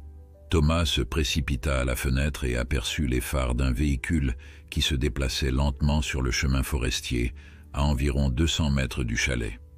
Des braconniers. Le garde forestier avait mentionné leur présence dans la région, et ce véhicule roulant tout feux allumés en pleine nuit n'était certainement pas celui d'un promeneur ordinaire. La peur lui noua l'estomac. Si ces hommes posaient de nouveaux pièges, Roux pourrait être en danger, et la cabane n'était pas si éloignée du chemin forestier. Sans réfléchir davantage, Thomas s'habilla rapidement et se faufila hors du chalet. La nuit était claire, la lune offrant suffisamment de lumière pour qu'il puisse se déplacer sans lampe. Il se dirigea vers la cabane à travers bois, évitant délibérément le chemin principal où il risquerait d'être repéré. Il était presque arrivé à la cabane quand un coup de feu déchira le silence nocturne. Thomas se figea, le cœur battant à tout rompre. Un deuxième coup suivit, puis des éclats de voix et le bruit d'une course dans les sous-bois. « Là-bas, je l'ai touché. »« T'es sûr que c'était un lynx ?»« Certain. Allez, il ne peut pas être loin. » Thomas sentit son sang se glacer dans ses veines. Il chassait Roux, et d'après leurs paroles, il l'avait touché, blessé peut-être gravement. Oubliant toute prudence, il se précipita vers la cabane, priant pour que le lynx s'y soit réfugié. Mais la petite structure était vide, le matelas froid. Roux était dehors quelque part, peut-être blessé, pourchassé par des hommes armés.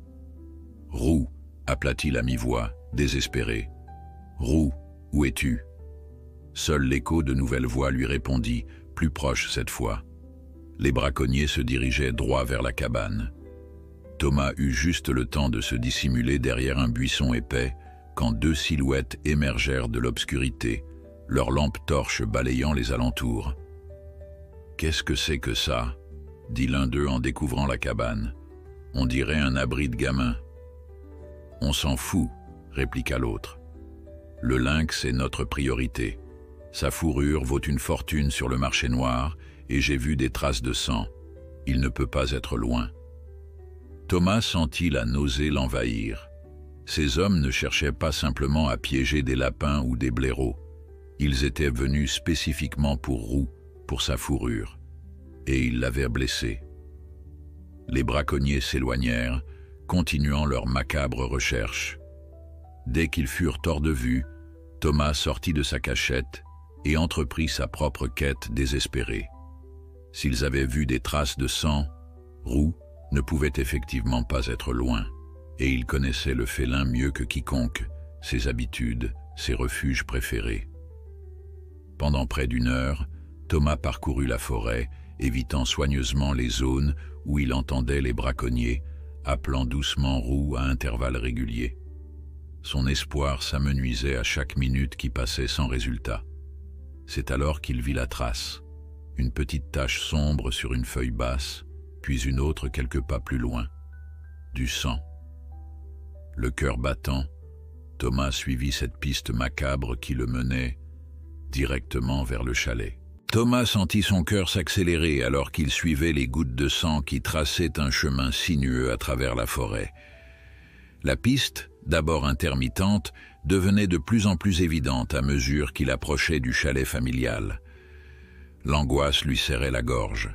Roux était manifestement blessé, peut-être gravement, et avait cherché refuge dans le seul autre endroit où il s'était senti en sécurité. Le garçon accéléra le pas, ignorant les branches basses qui fouettaient son visage et les ronces qui s'accrochaient à ses vêtements. À quelques dizaines de mètres du chalet, il s'arrêta brusquement, tendant l'oreille. Des voix d'hommes lui parvenaient, lointaines mais se rapprochant. Les braconniers suivaient aussi la piste de sang. « Il faut que je les devance », murmura Thomas pour lui-même, reprenant sa course. Quand il atteignit enfin la lisière de la forêt, le chalet se dressait devant lui, silhouette sombre et paisible sous la lumière lunaire. Aucune lumière n'était allumée. Ses parents dormaient toujours, inconscients du drame qui se jouait. La piste sanglante menait directement à l'arrière du bâtiment, vers sa fenêtre. Thomas comprit immédiatement. Roux avait escaladé le grand chêne, comme ils l'avaient fait ensemble lors de la tempête, et s'était introduit par la fenêtre de sa chambre. Mais l'avait-il laissée ouverte? Il ne s'en souvenait pas. Sans perdre un instant, il contourna le chalet et grimpa agilement le long du tronc familier. Arrivé au niveau de sa fenêtre, il constata avec soulagement qu'elle était entr'ouverte. Il se hissa sur le rebord et se glissa silencieusement dans sa chambre plongée dans l'obscurité. « Roux » chuchota-t-il, scrutant les ombres. « Tu es là ?» Un faible miaulement lui répondit, provenant de la salle de bain attenante à sa chambre, dont la porte était entrebâillée. Thomas s'y dirigea doucement, poussant la porte avec précaution. Ce qu'il vit lui serra le cœur. Roux était recroquevillé dans la baignoire, sa fourrure tachetée souillée de sang qui semblait provenir d'une blessure à l'épaule. Le lynx leva vers lui des yeux brillants de douleur, mais aussi de confiance, comme s'il avait toujours su que Thomas viendrait à son secours. « Oh, Roux !» murmura le garçon en s'agenouillant près de la baignoire. « Qu'est-ce qu'ils t'ont fait ?» Avec d'infinies précautions, il examina la blessure. La balle avait traversé la partie charnue de l'épaule, créant une plaie nette mais heureusement pas trop profonde. Aucun os ne semblait touché, et l'hémorragie, bien qu'impressionnante, s'était considérablement ralentie. Thomas mouilla une serviette d'eau tiède et entreprit de nettoyer délicatement le sang qui maculait la fourrure de Roux. Le lynx frémissait parfois quand il touchait près de la blessure, mais ne montrait aucun signe d'agressivité, s'abandonnant entièrement aux soins du garçon. « Il faut désinfecter ça », murmura Thomas, fouillant dans l'armoire à pharmacie. Il trouva un flacon de désinfectant et des compresses stériles, les mêmes qu'il avait utilisées lors de leur première rencontre, quand il avait soigné la patte blessée de Roux. L'ironie de la situation ne lui échappait pas. Leur histoire avait commencé par une blessure, et voilà qu'une autre blessure les réunissait à nouveau, dans des circonstances encore plus périlleuses. Alors qu'il terminait de bander soigneusement l'épaule de Roux, un bruit à l'extérieur le figea. Des voix d'hommes, tout proches maintenant, et le faisceau d'une lampe torche qui balayait le jardin. « La piste s'arrête ici », disait l'un d'eux. « Cette saloperie s'est planquée quelque part. »« Tu crois qu'il est entré dans la maison ?» demanda l'autre voix, plus hésitante. « Possible. Ou il s'est peut-être réfugié dans une remise, un abri de jardin. » Thomas retint son souffle, son cœur battant si fort qu'il craignait que le bruit ne le trahisse. Les braconniers étaient là, juste sous sa fenêtre, cherchant Roux. S'il découvrait que le lynx était à l'intérieur, qui sait ce qu'il serait capable de faire? « On devrait peut-être revenir demain », suggéra la seconde voix. « C'est trop risqué avec des gens qui dorment là-dedans. »« Pas question. On a une chance de mettre la main sur un lynx roux. Tu te rends compte du pognon que ça représente? Sa fourrure vaut une fortune. » Thomas sentit une colère froide monter en lui. Ces hommes parlèrent de Roux comme d'un simple objet, une marchandise à vendre, sans aucune considération pour sa vie, sa beauté, son intelligence. L'idée qu'il puisse tuer le lynx pour sa fourrure lui était insupportable. Un plan commença à se former dans son esprit. Il devait éloigner les braconniers du chalet, leur faire croire que Roux s'était enfui ailleurs. Mais comment? Soudain, une idée lui vint. Il se tourna vers Roux et murmura « Ne bouge pas d'ici, je reviens tout de suite. » Il se glissa hors de la salle de bain, verrouillant la porte derrière lui pour s'assurer que Roux ne pourrait pas sortir, puis s'approcha de sa fenêtre. Les deux hommes étaient toujours là, leurs silhouettes sombres se découpant contre la lueur de leurs lampes. Thomas repéra un vieux t-shirt rouge dans son panier à linge et en arracha un grand morceau. Ce serait sa fausse piste. Aussi silencieusement que possible, il sortit par la fenêtre et se hissa sur la branche du chêne. De là, il jeta le morceau de tissu rouge le plus loin possible en direction de la forêt, espérant que dans l'obscurité, il pourrait être confondu avec du sang frais. Son stratagème fonctionna au-delà de ses espérances. L'un des braconniers repéra immédiatement le tissu. « Là, regarde !» Il est reparti vers la forêt. Sans plus tarder, les deux hommes s'élancèrent dans la direction indiquée, leurs lampes fouillant frénétiquement les sous-bois à la recherche d'autres traces. Thomas attendit qu'il soit suffisamment éloigné, puis regagna rapidement sa chambre. En ouvrant la porte de la salle de bain, il fut accueilli par un regard ambré, empreint de ce qui semblait être du soulagement. « Ils sont partis, pour l'instant », expliqua-t-il à Roux en s'asseyant près de la baignoire. « Mais ils reviendront certainement. Il faut qu'on trouve un meilleur endroit pour te cacher. » Le problème était qu'il n'existait pas vraiment de meilleur endroit. La cabane dans les bois était trop proche de la zone où les braconniers avaient tiré sur Roux. La remise derrière le chalet était le premier endroit qu'il viendrait fouiller s'il revenait. Et il était hors de question de laisser Roux retourner dans la forêt dans son état actuel. Thomas prit alors une décision qui allait à l'encontre de toute logique, mais qui lui semblait la seule possible. Roux resterait caché dans le chalet jusqu'à leur départ, prévu pour le surlendemain matin. Ensuite, il improviserait. « Tu dois rester très silencieux », expliqua-t-il au lynx, se demandant une fois de plus jusqu'à quel point l'animal comprenait ses paroles.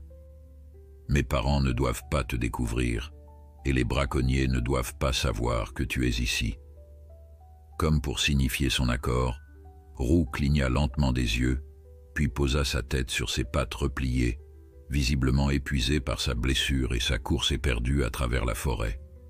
Thomas passa le reste de la nuit assis sur le carrelage de la salle de bain, veillant sur le sommeil agité du lynx, se levant occasionnellement pour vérifier par la fenêtre si les braconniers étaient revenus.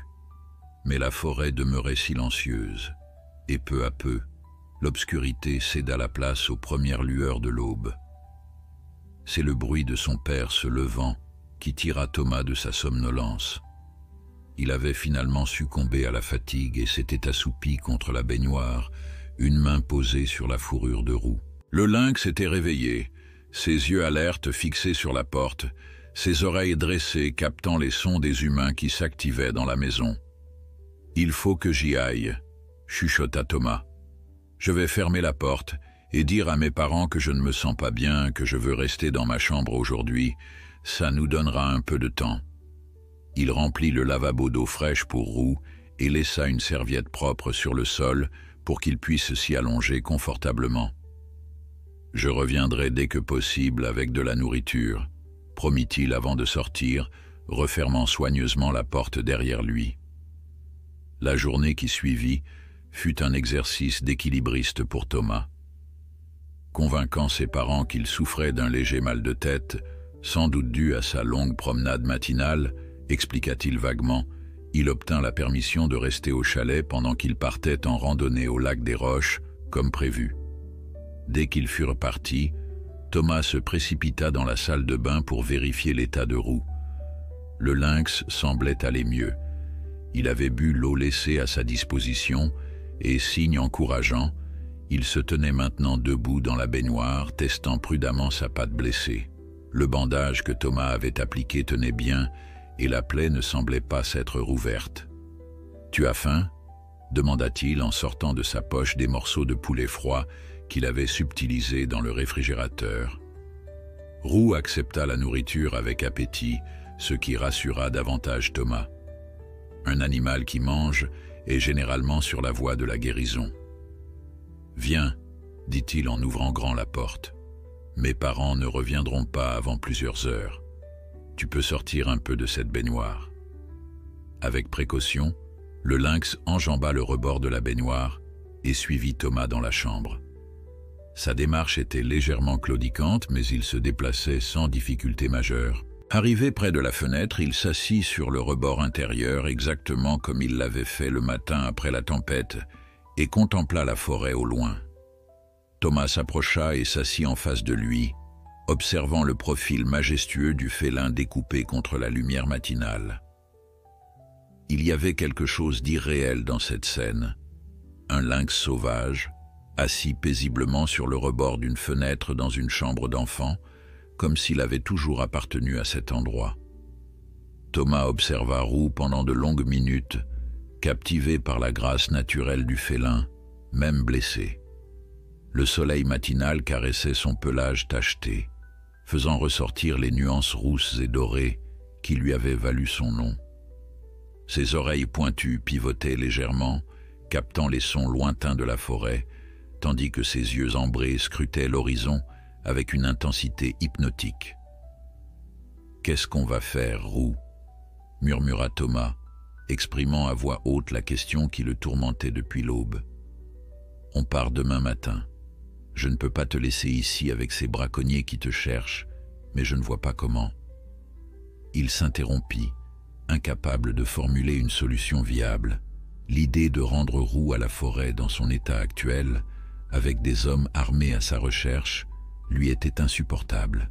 Mais les alternatives semblaient tout aussi impossibles. Comment cacher un lynx dans une voiture familiale pour un trajet de 5 heures jusqu'à Paris? Et ensuite quoi? Un appartement de ville n'était certainement pas un habitat adapté pour un félin sauvage. Roux se tourna vers lui, comme s'il percevait son tourment. Avec une délicatesse surprenante pour un prédateur de sa taille, il tendit sa patte valide et effleura le bras de Thomas dans un geste qui ressemblait étrangement à une caresse consolatrice. « Tu comprends vraiment ce qui se passe, n'est-ce pas ?» chuchota le garçon ému par ce contact. « Tu n'es pas juste un animal ordinaire. » Un bruit de moteur interrompit brusquement ce moment de communion. Thomas se précipita à la fenêtre, son cœur s'accélérant de peur. Un véhicule approchait du chalet, mais ce n'était pas la voiture de ses parents. C'était un pick-up vert foncé qu'il ne reconnaissait que trop bien, celui des braconniers. « Ils reviennent !» s'exclama-t-il, la panique lui nouant l'estomac. « Vite, retourne dans la salle de bain !»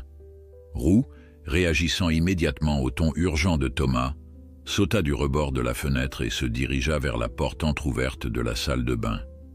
Le garçon le suivit, refermant soigneusement derrière eux. À travers la petite fenêtre de la salle d'eau, Thomas observa les deux hommes descendre du pick-up et commencer à inspecter les alentours du chalet. Ils n'étaient plus aussi discrets que pendant la nuit, agissant presque comme s'ils avaient un droit légitime d'être là. « Cherchez partout », ordonnait le plus grand des deux, un homme trapu aux cheveux grisonnants. Une bestiole blessée comme ça n'a pas pu aller bien loin. Son compagnon, plus jeune et visiblement nerveux, jetait des regards inquiets vers le chalet. Et si les propriétaires reviennent, on ne peut pas fouiller leur maison comme ça. On dira qu'on est de la protection de la faune, qu'on cherche un animal potentiellement dangereux, répliqua le premier, avec un haussement d'épaules désinvolte. Les gens gèrent tellement mal ces situations qu'ils seront soulagés qu'on s'en occupe. Thomas sentit son sang se glacer. Ces hommes n'hésiteraient pas à mentir, peut-être même à entrer de force dans le chalet si l'occasion se présentait. Et s'ils trouvaient Roux? « Il faut qu'on se cache ailleurs », murmura-t-il au lynx qui observait la scène avec une méfiance évidente, ses muscles tendus prêts à réagir au moindre danger. Thomas réfléchit rapidement. La maison n'offrait pas beaucoup de cachettes sûres, surtout pour un animal de la taille de Roux. Sa chambre et la salle de bain seraient les premiers endroits fouillés si les braconniers entraient. Le grenier était une possibilité, mais l'escalier escamotable qui y menait faisait un bruit terrible quand on le déployait. Restait la cave. Accessible par une trappe dans le plancher de la cuisine, elle servait principalement de stockage pour les provisions et le matériel rarement utilisé. Sombre, fraîche et rarement visitée, elle pourrait constituer un refuge temporaire. « Viens », chuchota Thomas en entr'ouvrant prudemment la porte. « On va descendre à la cave, mais il faut être absolument silencieux. » Comme s'il comprenait parfaitement la gravité de la situation, Roux le suivit sans un bruit, se coulant comme une ombre dans le couloir puis dans l'escalier. Ils atteignirent la cuisine sans incident, mais au moment où Thomas s'apprêtait à soulever la trappe de la cave, un coup retentit à la porte d'entrée. « Y a quelqu'un » appelait une voix forte et autoritaire. Thomas se figea, le cœur battant si fort qu'il en avait mal à la poitrine. D'un geste frénétique, il indiqua à Roux l'espace sous la table de la cuisine, recouvert d'une longue nappe qui tombait presque jusqu'au sol. Le lynx s'y glissa sans hésitation, disparaissant complètement de la vue. Les coups à la porte redoublèrent d'intensité. « Protection de la faune », annonçait maintenant la voix. « Nous avons besoin de vérifier votre propriété. » Thomas savait qu'il ne pouvait pas simplement ignorer ces appels. Les braconniers seraient capables d'entrer de force sous ce prétexte officiel. Sa seule option était de faire face et d'essayer de les convaincre qu'il n'y avait rien à voir ici. Prenant une profonde inspiration pour calmer ses nerfs, il se dirigea vers la porte d'entrée. En l'ouvrant, il adopta délibérément une expression d'innocence juvénile mêlée de curiosité. « Bonjour », dit-il, examinant les deux hommes avec un étonnement fin. Le plus âgé des braconniers, celui aux cheveux gris, afficha immédiatement un sourire professionnel qui n'atteignait pas ses yeux. « Bonjour, jeune homme. Tes parents sont là ?»« Non, ils sont partis en randonnée, » répondit Thomas, décidant que la vérité partielle était sa meilleure option. « Je suis resté à cause d'un mal de tête. » Les deux hommes échangèrent un regard que Thomas n'aima pas du tout. La situation venait de tourner à leur avantage. Un enfant seul était bien plus facile à manipuler que des adultes. « Je vois, » reprit l'homme avec un hochement de tête faussement compatissant. « Écoute, nous sommes de la protection de la faune sauvage et nous cherchons un animal dangereux qui a été aperçu dans le secteur, un lynx blessé. Il pourrait être porteur de la rage, alors nous devons le retrouver rapidement. » Thomas s'efforça de maintenir son expression innocente, bien que son cœur battait désormais si fort qu'il craignait que les hommes puissent l'entendre. « Un lynx, ici, mais c'est super rare, non ?»« Justement, » intervint le plus jeune, un peu trop empressé. « C'est pour ça qu'on doit le retrouver, pour le protéger aussi. On a des raisons de penser qu'il pourrait s'être réfugié près des habitations, » poursuivit le plus âgé, tentant subtilement de voir par-dessus l'épaule de Thomas à l'intérieur du chalet. « Ça t'ennuierait si on jetait un coup d'œil rapide autour de ta maison, juste pour s'assurer que tout va bien ?»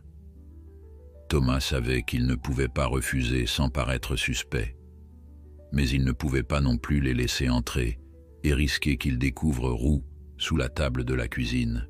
« Bien sûr », répondit-il avec un enthousiasme simulé. « Mais je viens avec vous. C'est trop cool, un lynx. J'ai toujours voulu en voir un. » Cette tactique sembla déstabiliser légèrement les deux hommes, qui échangèrent un nouveau regard, cette fois clairement contrarié. Ils avaient probablement espéré pouvoir fouiller la maison tranquillement pendant que Thomas attendait dehors. « C'est mieux que tu restes à l'intérieur avec ton mal de tête, » tenta le plus âgé. « On fera vite, promis. »« Oh, mais ça va beaucoup mieux maintenant, » insista Thomas avec un large sourire. « Et puis, c'est super intéressant votre travail. Comment vous savez où chercher? Vous avez des techniques spéciales, des détecteurs d'animaux ?» Il les bombardait délibérément de questions, jouant le rôle de l'enfant curieux tout en les entraînant loin de la maison vers l'arrière du jardin. Sa stratégie fonctionnait. Les deux hommes, pris dans l'obligation de maintenir leur couverture, répondaient maladroitement à ses questions tout en scrutant les buissons et les abords de la forêt. Pendant plus d'une demi-heure, Thomas les guida ainsi, les emmenant d'un bout à l'autre de la propriété, s'assurant qu'ils ne s'approchaient jamais trop du chalet. Il leur montra même la remise, sachant que Roux n'y était pas, et suggéra d'autres endroits potentiels où un animal sauvage pourrait se cacher, tous situés dans la direction opposée à la cuisine où le lynx attendait. Finalement, visiblement frustrés par cette recherche infructueuse et par ce gamin bavard qui ne les lâchait pas d'une semelle, les braconniers décidèrent de battre en retraite. « On va continuer nos recherches plus loin », annonça le plus âgé, la mâchoire serrée par l'irritation. « Merci de ton aide, petit. Si jamais tu vois quelque chose de suspect, appelle immédiatement ce numéro. » Il tendit à Thomas une carte visiblement imprimée à la hâte, sans logo officiel ni information légale, juste un nom, protection de la faune locale et un numéro de téléphone. « Bien sûr, monsieur », répondit Thomas avec un enthousiasme exagéré, « et bonne chance pour trouver le lynx. » Il attendit que le pick-up vert disparaisse au tournant du chemin avant de laisser échapper un long soupir de soulagement. Cette confrontation l'avait épuisé nerveusement, mais il avait réussi, pour l'instant du moins. Dès que le pick-up des braconniers eut disparu, Thomas se précipita vers la cuisine, le cœur battant d'inquiétude. Et si Roux avait profité de son absence pour s'enfuir, ou pire, s'il avait été découvert d'une façon ou d'une autre. « Roux » appela-t-il doucement en soulevant la nappe de la table. À son immense soulagement, deux yeux ambrés brillaient dans l'obscurité. Le lynx était resté parfaitement immobile et silencieux pendant toute la durée de la visite, comme s'il avait parfaitement compris la gravité de la situation. « Tu peux sortir maintenant. Ils sont partis, » murmura Thomas en s'agenouillant. Avec une grâce surprenante pour un animal blessé, Roux se glissa hors de sa cachette et vint frotter sa tête contre l'épaule du garçon, un geste qui semblait exprimer à la fois soulagement et gratitude. « On l'a échappé belle », soupira Thomas en caressant le pelage tacheté. « Mais ils reviendront, c'est sûr. Ils semblaient vraiment déterminés à te trouver. » Il jeta un coup d'œil par la fenêtre de la cuisine, scrutant le chemin forestier avec méfiance. Les braconniers étaient partis, certes, mais pour combien de temps? Et que ferait-il s'ils revenaient quand ses parents seraient là? Cette pensée le ramena brutalement à la réalité de leur situation. Ses parents reviendraient de leur randonnée dans quelques heures, et dès le lendemain matin, ils reprendraient tous la route vers Paris. Le temps pressait, et il n'avait toujours pas de solution viable pour Roux. Comme souvent lorsqu'il était confronté à un problème complexe, Thomas décida de faire une liste. Il s'installa à la table de la cuisine, un carnet devant lui, tandis que Roux s'allongeait à ses pieds, apparemment content de simplement rester près de lui. « Option pour Roux », écrivit-il en haut de la page, puis commença à lister. 1. Le relâcher dans la forêt, trop dangereux avec les braconniers et sa blessure. 2. L'emmener à Paris, impossible dans un appartement. 3. Le confier à quelqu'un de confiance ici, mais qui? 4. Contacter des professionnels, risque qu'ils le gardent enfermé ou pire. Thomas tapotait son stylo contre le papier, frustré par l'absence de solution évidente, quand une idée lui traversa l'esprit. Le garde forestier, pas les faux bien sûr, mais le vrai, Paul Mercier, celui qui était venu les prévenir des pièges. S'il y avait quelqu'un qui pourrait aider Roux sans le mettre en danger, c'était certainement lui. Mais comment le contacter? Thomas se souvenait vaguement que son père avait noté le numéro du garde forestier quelque part, au cas où, comme il disait toujours. Après quelques minutes de recherche frénétique, il trouva finalement un petit carnet à côté du téléphone fixe du chalet, avec le nom de Paul Mercier et son numéro soigneusement noté. La main tremblante, Thomas composa le numéro, priant pour que le garde réponde et surtout qu'il soit digne de confiance. « Paul Mercier », répondit une voix grave après 3 sonneries. « Bonjour, monsieur Mercier », commença Thomas, s'efforçant de garder une voix assurée malgré son appréhension. « Je suis Thomas Lenoir, le fils de Pierre Lenoir. Vous êtes venu à notre chalet il y a quelques jours pour nous parler des pièges dans la forêt. »« Ah oui, je me souviens, » répondit le garde avec chaleur. « Tout va bien, petit? Tu as vu quelque chose de suspect ?» Thomas hésita un instant. S'il voulait aider Roux, il devait faire confiance à cet homme.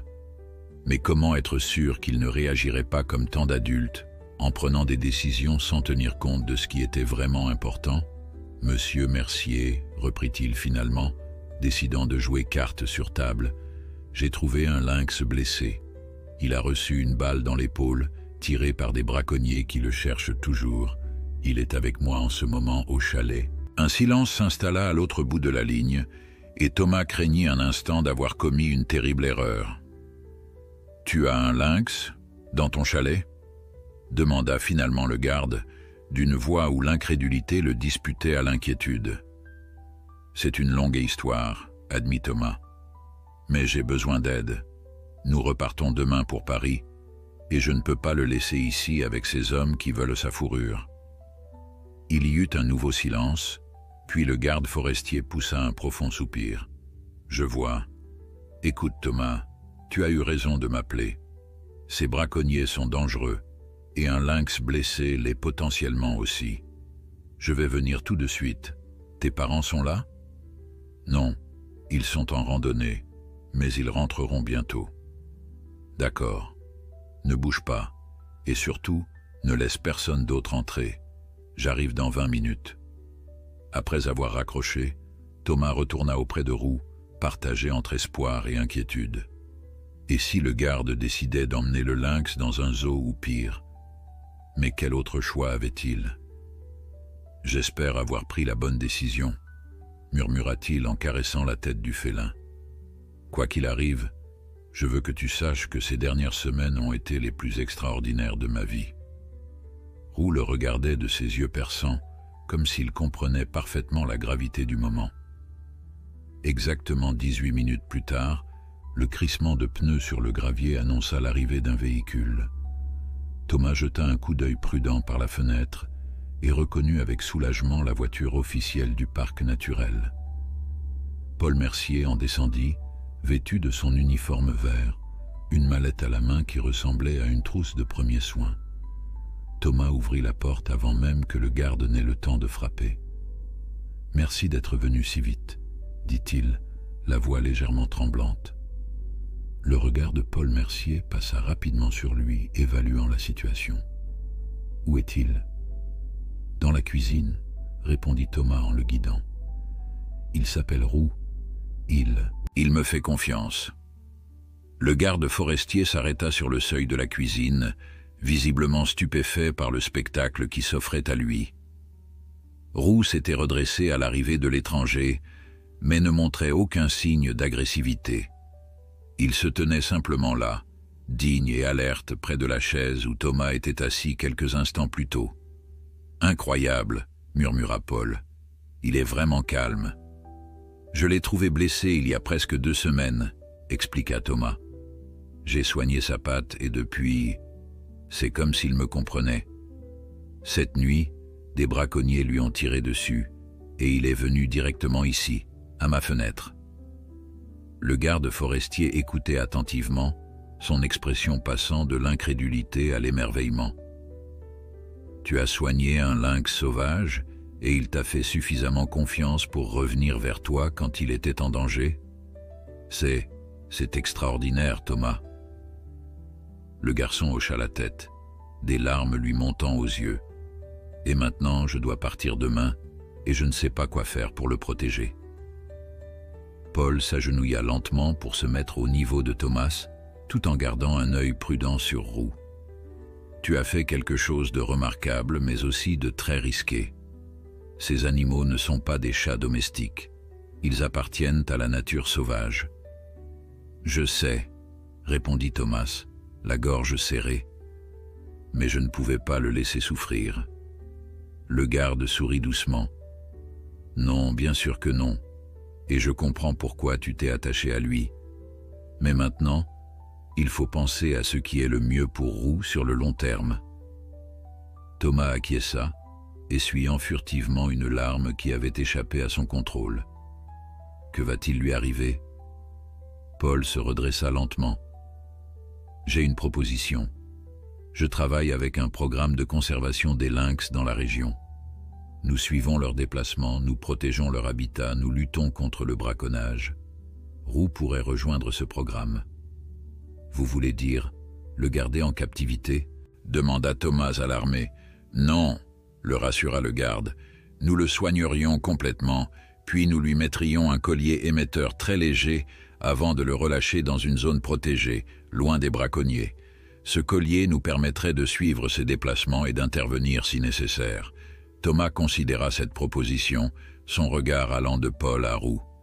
Et je pourrais avoir de ses nouvelles, savoir comment il va. Le garde sourit.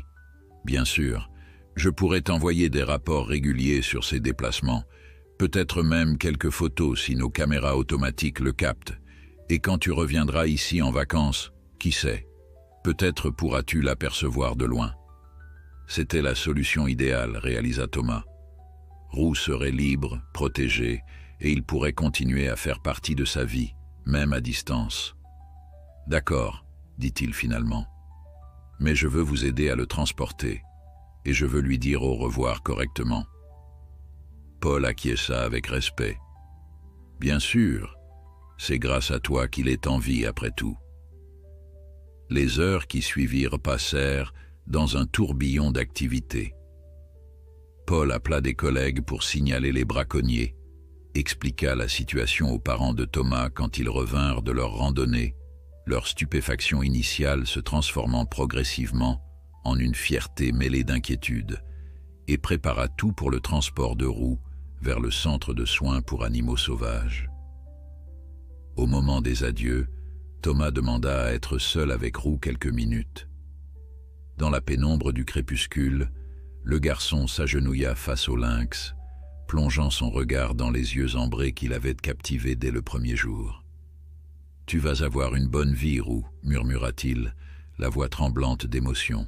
« Une vie libre comme tu le mérites. Mais n'oublie pas de rester loin des humains, d'accord? Pas tous sont comme moi. » Comme en réponse, Roux s'avança et frotta sa tête contre la joue de Thomas, son ronronnement discret vibrant dans l'air calme du soir. Ce contact, si simple et pourtant si profond, disait tout ce que les mots ne pouvaient exprimer. Reconnaissance, affection, et peut-être même une forme de compréhension qui transcendait les barrières entre leurs mondes. Thomas enroula ses bras autour du corps puissant du lynx, sentant sous ses doigts le battement régulier de ce cœur sauvage qui, contre toute attente, avait choisi de lui faire confiance. « Au revoir, mon ami », chuchota-t-il, sachant que ce moment resterait gravé dans sa mémoire pour toujours.